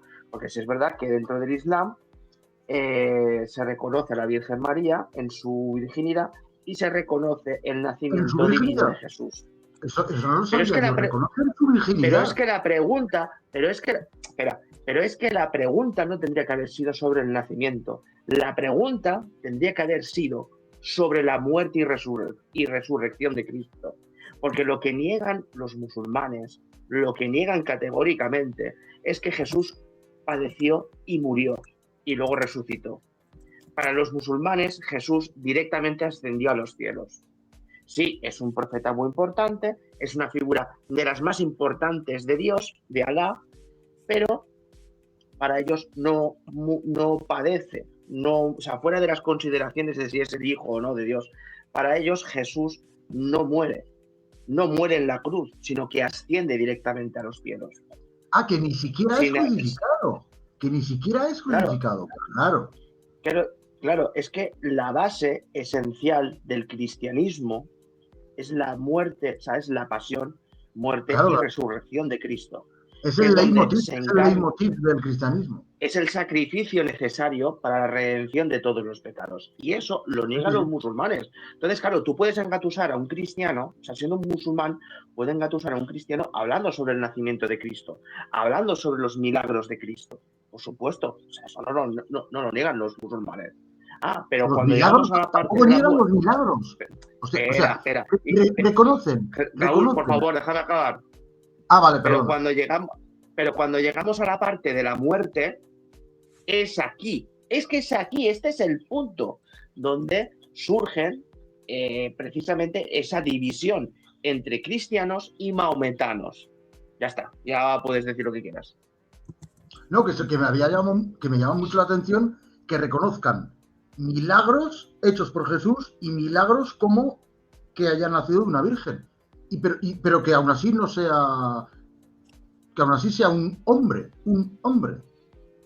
Simplemente tocado por la mano de Dios. Bueno, también reconocen todos los santos profetas del Antiguo Testamento. Quiero decir, es que con Jesús la historia cambia bastante. Pero, un profeta, ¿desde cuándo un profeta hace milagros? Un profeta predice, no hace milagros. Pregunto, desde la ignorancia. Bueno, ahí tienes el tema de Moisés abriendo las aguas. Ah, bueno, sí, claro, es verdad. Eso también son superpoderes. Esos son superpoderes también, claro, cierto. Pero el tema es que, claro, un musulmán pues puede engañar muy fácilmente a un cristiano con ese tema. Con el tema del nacimiento, sobre el tema de la divinidad de la Virgen, y sí, ahí en ese punto nos podemos encontrar los musulmanes y los cristianos. Sobre todo cuando nos queremos confrontar con los enjundios o nos queremos confrontar incluso con los protestantes, pero con el tema de la muerte es donde surgen con el tema de la muerte y la resurrección. ¿Cómo? Perdón. ¿En qué punto dices? ¿Estás proponiendo una alianza con el Islam? ¿En qué punto? No, para nada. Simplemente digo... No, Bruno, simplemente digo que cristianos y musulmanes pueden coincidir. De hecho, insisto, por eso, claro, de hecho ahí viene la historia del rey de Abisinia. El rey de Abisinia es cristiano y de hecho muere siendo un rey cristiano. Pero ¿por qué permite a los musulmanes refugiarse en su reino cuando niegan, por ejemplo, no la divinidad de Cristo, sino que Cristo es Dios encarnado? Porque el rey de Abisinia hizo la pregunta equivocada. Preguntó por el nacimiento y no les preguntó por la muerte. Porque si hubiese preguntado por la muerte y resurrección y no por el nacimiento, ya te puedo asegurar que esos musulmanes en el reino de Abisinia habrían sido cautivos. esclavizados o incluso martirizados o, bueno, sí, asesinados. Por de pronto me parece muy interesante, pero también me parece que igual peca de idealismo, porque son las ideas, ahí es la idea lo que en tu relato es la idea lo que hace cambiar la historia radicalmente. Para mí es un punto importante, no sé si es lo más, pero es un punto muy importante, porque de hecho esto es lo que hace que muchos musulmanes y muchos cristianos a día de hoy sí existan esos encuentros donde nos podemos entender, pero es que eso es falso al final, porque es que si tú al final estás negando que para mí lo más importante es que Cristo muere y resucita, que hace ese sacrificio, para mí es que estás negando la por mayor de lo que para mí es Cristo, mientras que para los musulmanes no. Aparte de que para ellos hay un profeta mucho más importante que es Mahoma. O sea, que partiendo de esa base, ¿qué cojones nos vamos a poder encontrar? Claro. Yeah. O sea, sí, no es como los enjundios, evidentemente que es mucho peor, pero eso no los hace mejores, por así decirlo, bajo mi punto de vista. Bueno, es también interesante lo de comparar enjundios con musulmanes, por lo de que, vale, unos por supremacismo y los otros por conquista. O sea, quiero decir que mal las dos, pero ¿cuál peor? ¿Qué es peor? Un pueblo pequeño, con bastante tendencia al supremacismo y que además se identifica, es una especie de aristocracia natural en Occidente, eso es peor que un Islam conquistador, como dice Verstringe, porque es que, hablando de Francia, porque es que es un Islam conquistador. ¿Qué es peor? Hombre, ¿el que conquista o el que dirige en las sombras? Yo te diría que ambos, ¿no? Pero bueno. Pero al final el Islam sí que es verdad que... Bruno lo tiene claro. Bruno tiene claro que es peor el que conquista. Sí, pero es que en cierta forma el Islam tiene mucho que ver con la destrucción en gran parte de la civilización en la etapa medieval, sobre todo lo que es el norte de África, que fue la perla grecorromana o del imperio. Bueno, sí, la gran perla del imperio era el norte de África y el levante mediterráneo, y se lo han cargado ellos. Es que esa es la realidad, eso no se puede negar. Claro, que interrumpieron ese proceso de civilización del norte de África, como que lo interrumpieron o algo así. Efectivamente. O sea, lo abortaron. Lo abortaron. Lo abortaron y lo destruyeron. Es la realidad. Lo siento si esto puede ofender a ciertas personas, pero es que es la realidad. Esto es así. El Islam no se expande como se expande al inicio del cristianismo.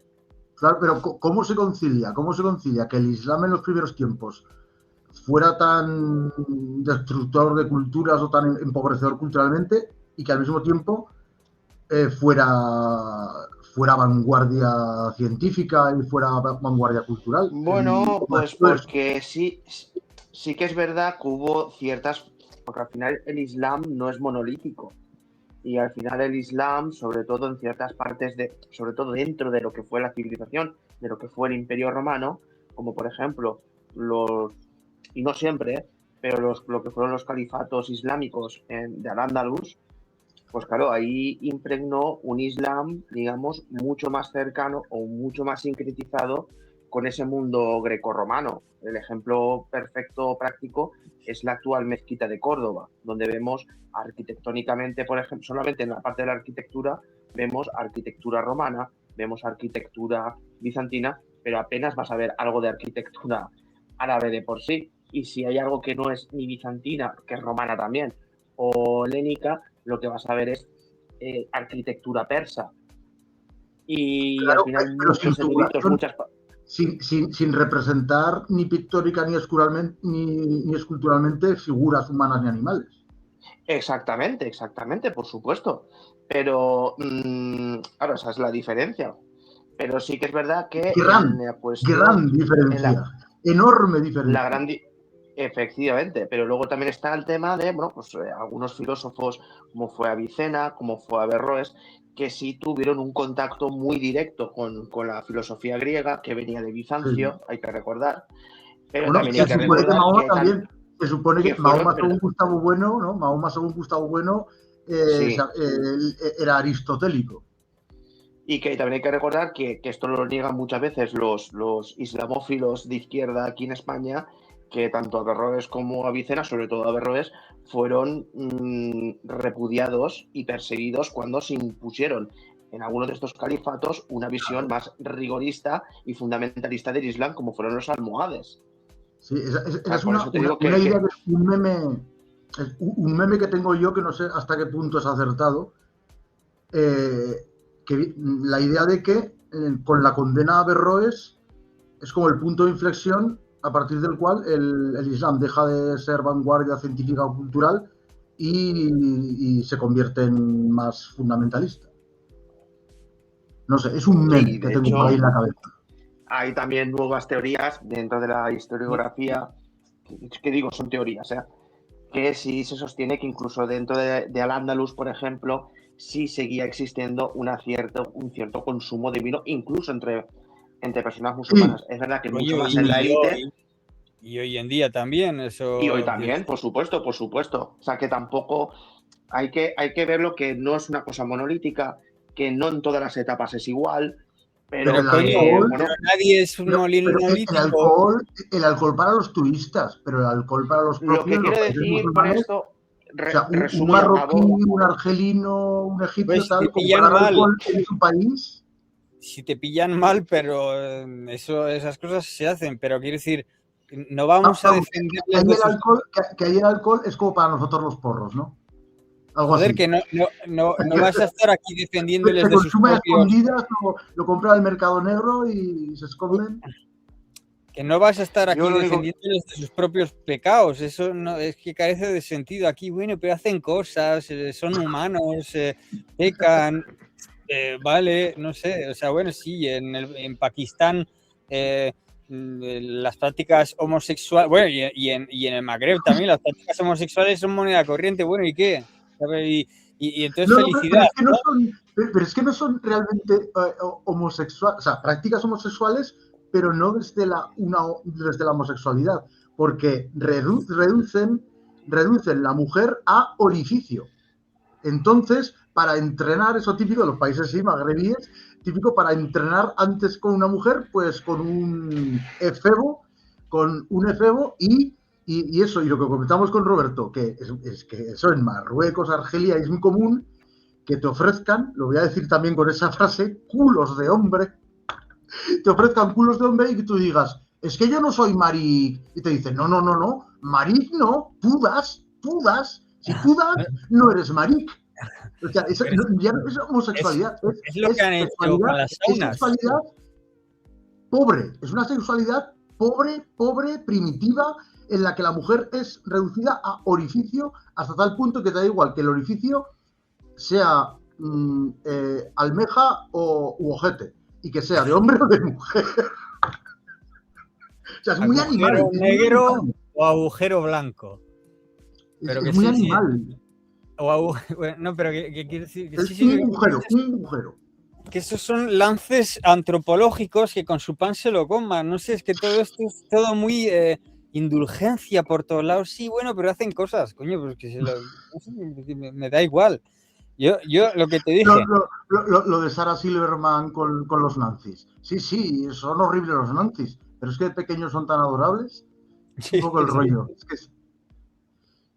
entonces sí, para mí el Islam sí hay que, hombre, obviamente pues, no se puede hacer estas correspondencias así rápidamente, pero si hay que hacer una división, Islam se favorece la cultura del miedo, el cristianismo es la cultura de la culpa. Es decir, si aquí se trata de repartir los vicios, ¿no? El uno le toca a la cultura del miedo y el otro la de la culpa. No sé, yo creo que es civilizacionalmente... Pero sumisión hay en los dos. La sumisión es muy importante en las dos religiones. Quizá entendida de distinta manera. Sí, eso es verdad.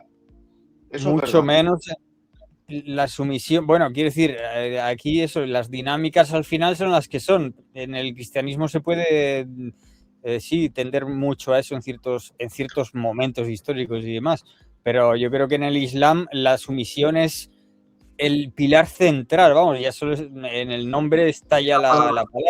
Que luego dicen, no, pero viene de salam, mentira, no viene de salam. O sea, el shalom, que es el saludarse en hebreo, sí, pero luego tienes también otra palabra en samaritano, quiere decir que cada palabra es su cosa, y el Islam del musulmanismo es para sumisión, principalmente, y luego ya todo lo que quieras. Pero tú para saludar no dices Islam, no dices salam aleikum, no dices Islam. Entonces ahí también te la intentan colar. Y lo que ahora que dices esto, lo que me defraudó mucho y ¿cómo por decir así? Me pareció descorazonador o desesperanzador que los iraníes, los misiles que lanza Irán, los celebran no diciendo viva Irán, sino diciendo Allahu Akbar. Y dije, hostia, Carlos Paz, explícame esto, Carlos Paz, explícamelo, porque tan nacionalistas no los veo yo. Eso es que Irán, vamos a ver, a mí siempre me ha despertado cierta simpatía Irán, bueno, Persia. A mí lo que me mola es Persia, Irán suena pues eso.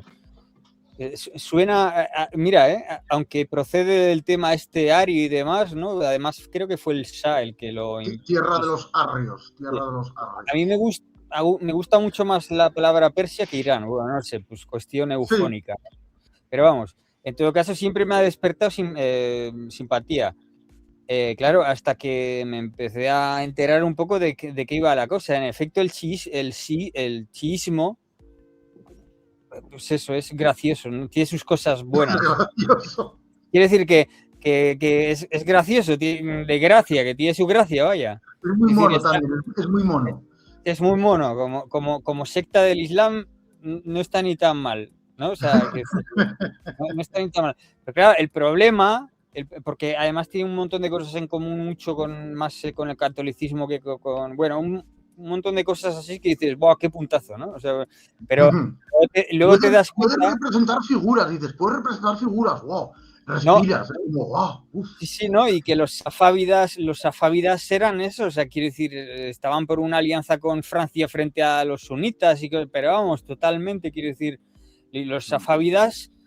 tenían a filósofos de alto postín, quiero decir, gente muy importante, ¿no? En el siglo XVI, XVII, XVIII, XIX, hasta que va y llega el Jomeini que la lió. ¿Por qué? ¿Qué hizo el pavo este? Desfiguró absolutamente el chiismo.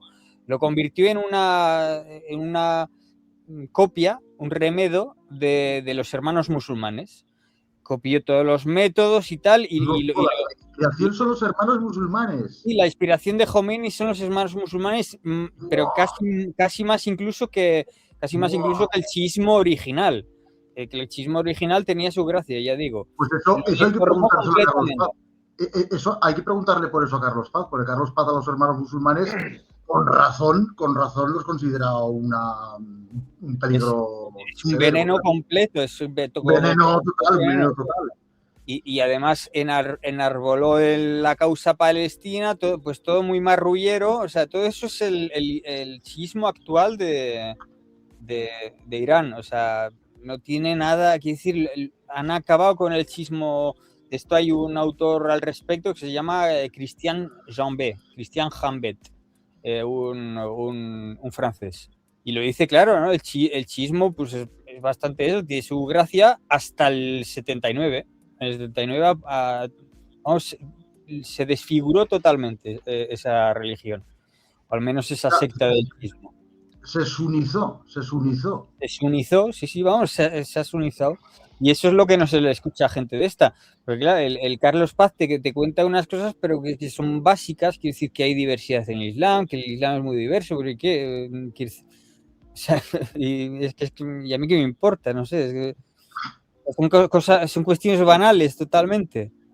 Entonces, claro, si tu objetivo es anti-woke total, pues claro, el Islam, conviértete ya. Si es que además dice que él es católico, pero que él con quien más está en sintonía es con el cristianismo sirio. Es que no lo deja claro nunca, porque una vez le preguntaron y dijo, creo en Dios. Le dijeron, ninguna religión, no, creo en Dios, simplemente. Sin embargo, otra vez le preguntaron, ¿eres cristiano? Dijo, sí, soy cristiano. Una ambigüedad ahí extraña. Bueno, y aquí no, pero esto es muy sencillo. Vamos al el Islam, porque es... Iba a decir, pero no lo digo, iba a decir que es porque es un cáncer, pero no lo digo, no, jamás se me ocurriría decir algo así, ¿no? Al gorrino de YouTube y del CNI, él no quería decir eso. No quería, pero vamos. Entonces, era el ejemplo que quería poner como prohibitivo. Entonces, no, digo, ¿por qué iba a decir eso? Porque para ellos Jesucristo equivale a Corán. El Corán es Dios. El Corán para ellos es Dios. O sea, no es una expresión, no es Dios. Es la palabra de Dios y la palabra es Dios. No es... Bueno, no hay ni... La Torá también, la Torá es sagrada, la Torá no puedes tocar las letras, no puedes estar desnudo frente a la Torá, no puedes... Eso será una cuestión cabalista que sí que tiene bastante influencia, tardía pero influencia, pero quiero decir que el Islam, el Corán es Dios y no hay más tutía, y eso es como un cerrojo que es inmodificable. Por lo tanto, que sí que vayas a poner ejemplos de Averroes y no sé qué, no, porque, primero, no sé quién era el ejemplo que, no sé, pues sobre igual era Averroes incluso, que tiene un libro sobre la yihad, y ahí dice, bueno, todo muy filosófico, pero al final a matar cristianos, quiere decir, bueno, y en cierto nivel, pues no pasa nada, quiero decir, es de buena guerra, ¿no? Quiero decir, la guerra. Bien, vale. Pero quiero decir que no se anda con chiquitas y vamos, que nada, no era un tipo pacifista ni nada, pues era lo que era, no pasa nada. Entonces, pero lo que quiero decir es que aunque te aparezcan lumbreras por ahí en el Islam, sobre todo los mutazilís, pero esa secta del Islam se acabó. O sea, ya, bueno, ahora hay alguno que resurge por ámbitos pues un poco juveniles y tal, que si yo soy mutazilí, sí, pero eso son cuestiones... una tribu urbana. Una sí, tribu son urbana tribus de los urbanas. países islámicos. Sí, gente, pues sí, pues porque... Sufí, ¿no? Ser sufí también en un país islámico es como una tribu urbana, casi, un friki, ¿no? No, ser sufí es lo normal, quiere decir... Hay dos, sí, lo normal en el sentido de que hay siempre una tensión en el mundo islámico, que por todos lados donde vayas, que es lo que llamas sufí, hermandad de sufíes, de un lado, y lo que se pueda llamar salafismo, más, pues la escuela más típica del salafismo, la más rigurosa, es la Hanbalí. Pero esos dos extremos siempre están ahí, siempre están ahí. ¿Por qué? Porque si no, es irrespirable. Porque es que si te vuelve rigorista, que antropológicamente no se sostiene que una religión, es que lo dice el Corán, es que no se sostiene. El sufismo, o sea, más o menos la analogía, no sé si es correcta, el sufismo es al Islam lo que el gnosticismo al cristianismo. Sí, pero no, o sea, que si quieres, pero es mucho más, está mucho más presente que el gnosticismo en el cristianismo. Los sufí es casi como una válvula de escape evidente frente a lo irrespirable del que no es rigorismo. Es que el Corán es al pie de la letra, que no es rigorismo, es lo que es, tiene que ser así. El Islam es riguroso y tú te acatas el Corán y punto, porque es palabra de Dios, no, porque es Dios. O sea, y no hay más. Pero o sea, tú estás diciendo que siempre es literal. De hecho, siempre es literal, pero las distintas interpretaciones, porque hay distintas interpretaciones si es tan literal. El Corán te dice, vamos, Allah te dice que hay cosas del Corán que no vas a entender. Te lo dice ya de antes. Entonces, basándose en eso, pues evidentemente, pero hay que ser literalista. Quiere decir, ser literalista no quiere decir que lo hayas entendido. Literal quiere decir que la letra, o sea, que la letra es la que es, punto, no hay más. Hay que ser literalista. Entonces, luego que lo entiendas o no, pero tú lo aplicas como tal, tú no puedes inventarte nada, tú tienes que ser literalista. Entonces, luego hay gente que se ha creído muy lista, como los mutacilis, pero que eso ya no es el Islam, eso es filosofía griega y pues un pastiche ahí con el Islam, pero eso no es Islam, evidentemente. Y por eso no ha triunfado, y por eso no ha triunfado Averroes, y por eso no han triunfado tantos. O sea, quiere decir que se nos pongan aquí las excepciones como prueba de que el Islam puede dar algo mejor de sí. No, precisamente eso ya no es Islam. Entonces, lo que tienes es a gente que intenta... La excepción confirma la regla. La excepción confirma la regla. Lo que tienes es a gente que intenta relajar la raja, por decirlo así, pues un poco como los místicos cristianos que se van por las ramas, y eso te da un poco el sufismo, que es como relajar hasta donde se pueda, un poco más y ya no es Islam. Y esa es como el gnosticismo, es que el gnosticismo muchas veces es casi anticristiano, porque te está diciendo que es vivimos atrapados en la materia del demiurgo, que, o sea, al final es... Yo, en mi ignorancia, yo tenía hasta el 2024 por ahí, tenía la esperanza esta de bueno, pues un Islam español, ¿no? Pues te pones ahí a brandizar, ¿no? Brand, lo de marca en inglés, ¿no? A hacer tu brand Islam Francia, Islam España, no, claro, y tal. Sí. Y ya he entendido que no. O sea, clarísimo, que no. La idea esa que a mí también me sedujo, la del filtro, la de ponerle un filtro al Islam en los países occidentales, un filtro muy severo para exigirles que fueran, o sea, que pasaran por toda la tradición crítica racionalista europea. Sí, porque tampoco hay que ponerse aquí fetichista de las palabras, ¿no? Es que mi enemigo es el Islam y ya está, ¿no? No. Vamos a ver, yo lo que sí que es cierto es que tengo una posición estratégica que es no defender al Islam en nada. Yo quién soy, o sea, ¿quién me paga? ¿Quién me lo ha pedido? Hay que ser idiota. O sea, cuando tu primer enemigo es ese, encima vas y te pones a matizar aquí. Pues no, que lo maticen ellos. Quiere decir, o por lo menos ni una frase de matiz sin que la siguiente consista en rebajarlo, no, retratarlos aún más. Quiero decir, esa es mi estrategia, pero es evidente. ¿Verdad? Esto lo he entendido porque es que cae por su propio peso. Es que no van a hacer ninguna concesión ellos. Y si lo hacen serán por lo irrespirable de su propia trampa, vamos, a la solitaria, que se han montado.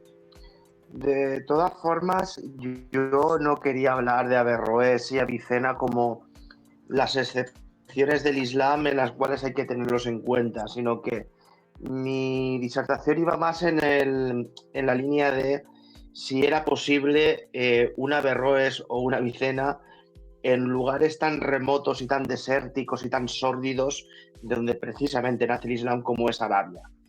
¿No? Que al final esos personajes, ¿por qué surgen más y son más destacables por ejemplo, en Hispania, al-Ándalus? Pues porque se estructuran dentro de un imperio histórico. O sea, tú no vas a encontrar, que igual, insisto, que igual me viene un erudito del Islam y me dejará mal, posiblemente, no lo sé. Pero hasta donde yo sé, yo no he visto una Averroes, yo no he visto una Avicena, ni otros tantos desarrollados dentro de donde nace precisamente el Islam, que son esos lugares tan sórdidos y tan desérticos. Quiero decir, yo creo que más que haya de una excepción, yo creo que al final el Islam, donde se ha podido coger a un clavo ardiendo, ha sido precisamente en los lugares donde se ha desarrollado civilización. Por eso al final, pues la importancia que tiene es dentro de los antiguos territorios del Imperio Romano, pero sobre todo y ante todo en los territorios que fueron el Imperio Otomano, que fue el Imperio Bizantino, y también lo que fue Persia. O sea, fuera de eso, o sea, si el Islam ha sido importante, fue porque consiguió hacerse con el poder de esos territorios. Si no, a día de hoy el Islam, pues vete tú a saber, habría sido una religión que se habría expandido de forma muy violenta, y de la misma forma que se expande de forma violenta, habría sido desechada. La desgracia es que al final no ha sido así, por circunstancias históricas.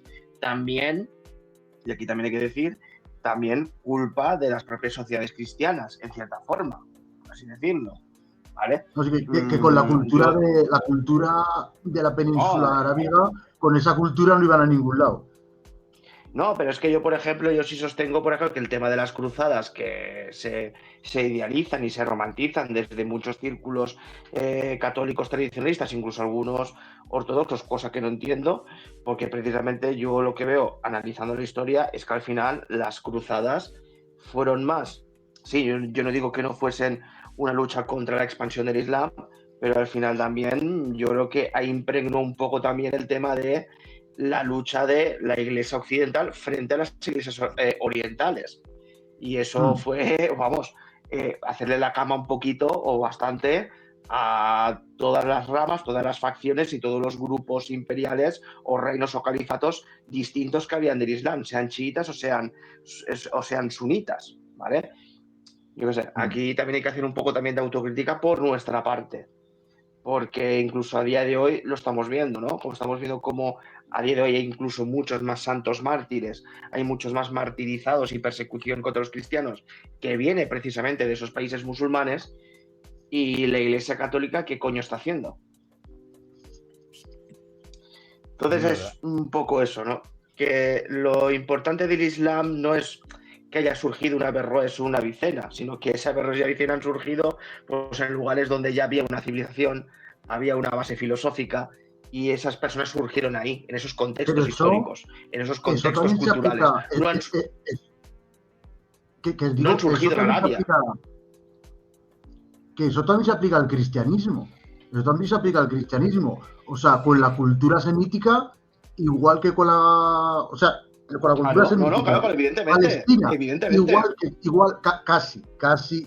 casi igual que con la cultura semita arábiga, no iban a ningún lado. O sea, el cristianismo si no se romaniza, si no se heleniza, coño, sin San Pablo hiperhelenizado, tampoco iba a ningún lado. Es que si vamos a las primeras comunidades paleocristianas, claro, es que esto me lleva a las primeras comunidades paleocristianas, que no eran tampoco monolíticas, ¿eh? O sea, las habían que sí que hacían representaciones, pero también había otra parte que era bastante iconoclasta, ¿eh? Hombre, claro, y tanto. Se dedicaba iba mucha iconoclastia cristiana, hombre, sí. Es que yo lo siento mucho, o sea, no es que quiera parecer aquí un filopagano, que en parte lo soy, pero es que la destrucción que hubo de los templos paganos, de las figuras representativas, de las deidades paganas, de la arquitectura que hubo a partir de la dinastía constantiniana, pero ya ni te digo a partir de la dinastía teodosiana, es que ya te cagas, claro. Es que era un poco como la Segunda República, aquí en España, cuando que los rojos, los anarquistas, toda esta gente quemaban iglesias, quemaban monasterios. Sí, claro, a ver, claro, lo que te dicen los historiadores frente al Imperio Romano. Muy buena analogía de los fanáticos anticristianos con los primeros cristianos igual de fanáticos. Claro, escucha, o sea, claro, ¿qué es lo que hacen los historiadores, los más defensores del Imperio cristiano? Decirte, no, hombre, Teodosio y estos emperadores no apoyaban la destrucción de estos templos.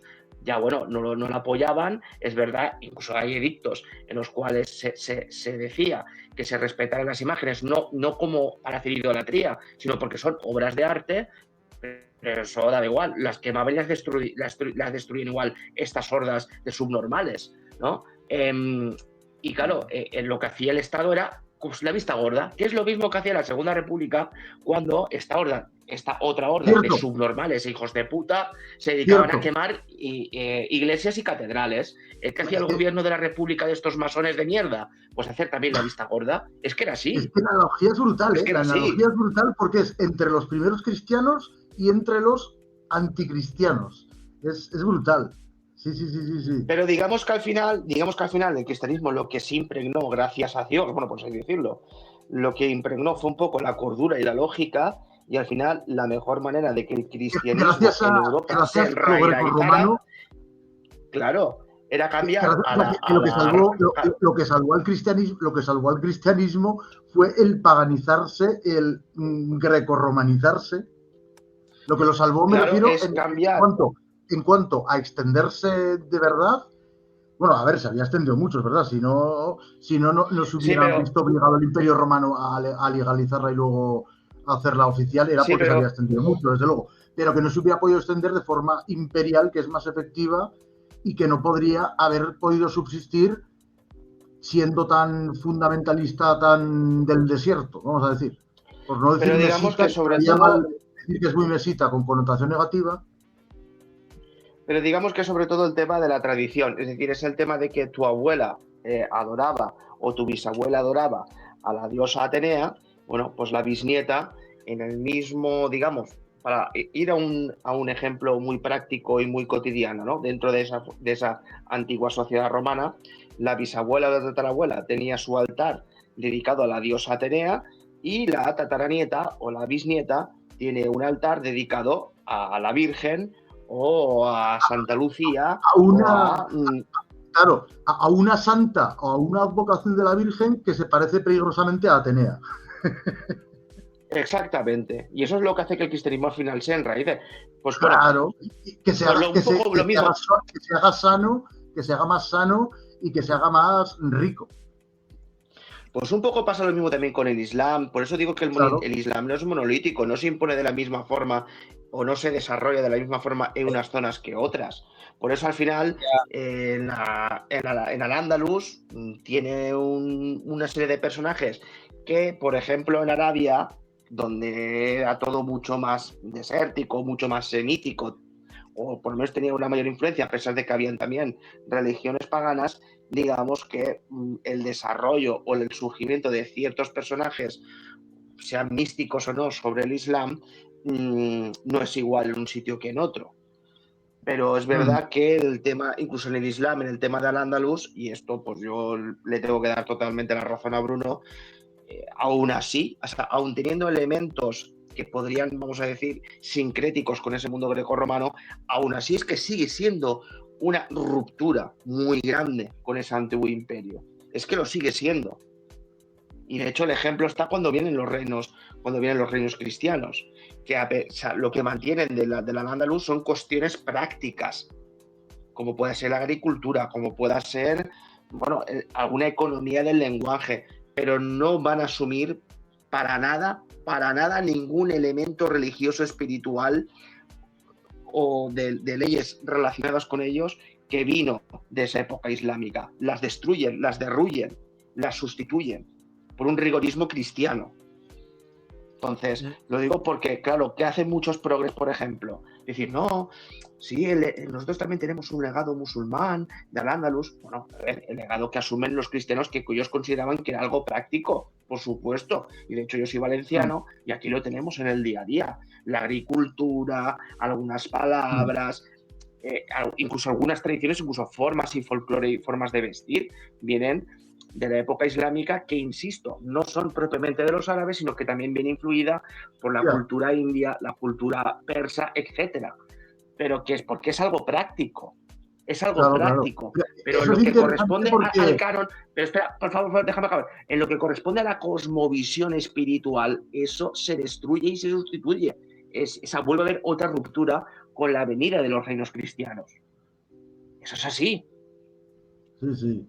Que es interesante lo de Valencia, o Reino de Valencia, es interesante porque, claro, como hay casi tanta influencia islámica como en Andalucía, ¿cómo es que no hay un andalusismo valenciano? ¿O lo hay? Okay. Sí que lo hay, sí, por desgracia sí. Lo hay un andalusismo valenciano. A día de hoy hay un reto para un Aquí todos saben que el nacionalismo andaluz no es andaluz, es andalusí. Es una quinta columna de Marruecos. Es un criptoislamismo. Es un cripto marroquinismo. Es un cripto Marruecos va a conquistar el sur de España. Y digo más, sobre el andalucismo Blas Piñar tenía razón. Con ese. Que tienes a Pablo Fernández, el kiosquero de Podemos, ahí diciendo en la tertulia que prefiere a Abdelrahman III antes que a Don Pelayo. Así, y ya está. ¿A qué más, no? O sea, en fin. O sea, no podría al menos ser un poco pudoroso, un poco decente y al menos ser equidistante y decir ninguno de los dos. No. Siempre el de fuera. Siempre el de fuera, la endofobia maldita, el mandato, haz siempre lo contrario que Gila, aunque eso te lleve al puto suicidio. Es que es brutal, el trauma de Auschwitz, tío. El trauma de Auschwitz, el mal que nos ha hecho, madre de Dios. Nada, que sí. Vamos, que bueno, en el Islam, primero, no hay noción de persona. Dios no es padre. No hay relación con Dios. Es una cosa totalmente fría. El abismo ontológico entre el hombre y Dios en el Islam y en el judaísmo. Muy interesante también. Entonces, bueno, pero el judaísmo tiene el rollo este de sadomaso ahí con Dios, que si os castigo, que si no sé qué, una cosa muy interesante. Castígame, premiame. O sea, que le da cierto eso, pues le da, pues, no sé, tiene un... Sí, el judaísmo es sadomasoquista. Tiene una intriga. Bueno, a ver, el cristianismo en la representación del martirio, en la representación, lo que yo siempre he dicho, que es no pornográfico, arte no pornográfico, católico, ahí el cuerpo sangrando, no solo el de Cristo, de los santos, los mártires... Sí. Hostia, ahí también sadomasoquismo en el catolicismo, pero bueno, sí, todo lo que... Pero luego, ¿cómo decirlo? Y luego el judaísmo no tienen... sí, Moisés igual es el profeta más clave, ¿no? Pero quiero decir, sus profetas son muy variados. Hay un pluralismo bastante importante en el judaísmo. En el Islam no, en el Islam es... Alá, Mahoma, luego sí, te encuentras que sí, Jesucristo va a venir en el fin de los tiempos y todo lo que se quiera, pero al fin y al cabo, en realidad no. Aquí está claro que Mahoma es el modelo a seguir.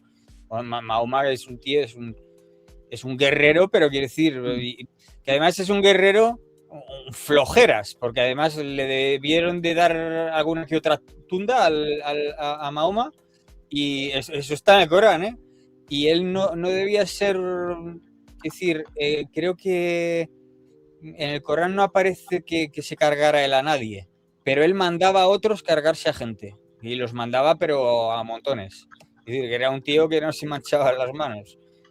Pero quiero decir, sí, y como figura, vamos, Mahoma, bueno, hasta que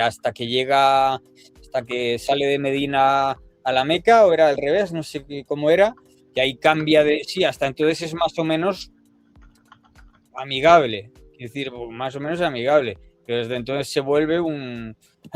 No voy a blasfemar, pero quiero decir, ya cambia de cariz la cosa. Abismo ontológico, pero no tanto. Sí, porque... sí, lo apuntaba por el abismo ontológico, pero no tanto porque a Mahoma le dicta el Corán un intermediario, el arcángel Gabriel. Sí. Eso es interesante, sí. Los ángeles y los arcángeles en el Islam. Es algo que no tengo, que no tengo ni puta idea, que tengo mucha curiosidad por ver el papel de los ángeles en el Islam frente a los ángeles en el cristianismo o en el judaísmo.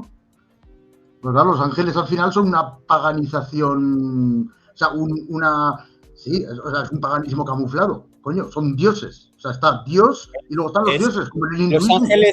Los ángeles son alucinaciones psicodélicas.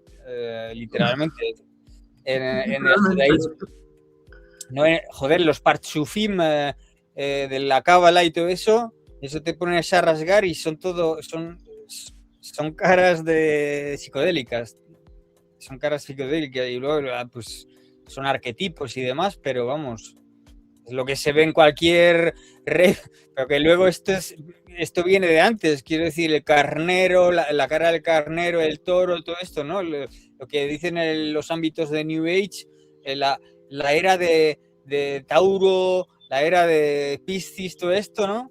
Y luego te lo encuentras...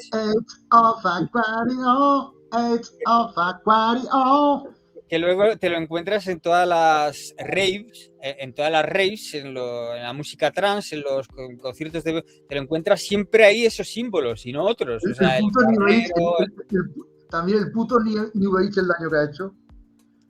Ya, pero bueno. Y sí, O sea, quiero decir que esos son todo arquetipos que surgen también ligados con psicodelia y demás. O sea, pues lo que surge con la psicodelia. En el hinduismo, también, esos dioses del hinduismo, anda que no son también lisérgicos. Vamos, ¿qué es chamanismo? Para decirlo rápidamente, es chamanismo. El tema de los esos dioses, esas advocaciones del hinduismo, también uno con cara de elefante, otro con cara de león. Sí. Es juego de roles, chamanismo. Sí, hay algo. O sea, el hinduismo sería como un chamanismo ultra sofisticado, ultra desarrollado. Pero no tienen santos, en el Islam no hay santos. En el chiismo sí que hay más de eso, pero en el sunismo no. Pero sí, mártir, claro, eso es muy importante. La diferencia entre mártir y santo. Eso sí que es clave. Entre el mártir del Islam y el santo, claro, el mártir mata y el santo muere. Básicamente, ¿no? Creo, vamos. El mártir no. Pero muere matando,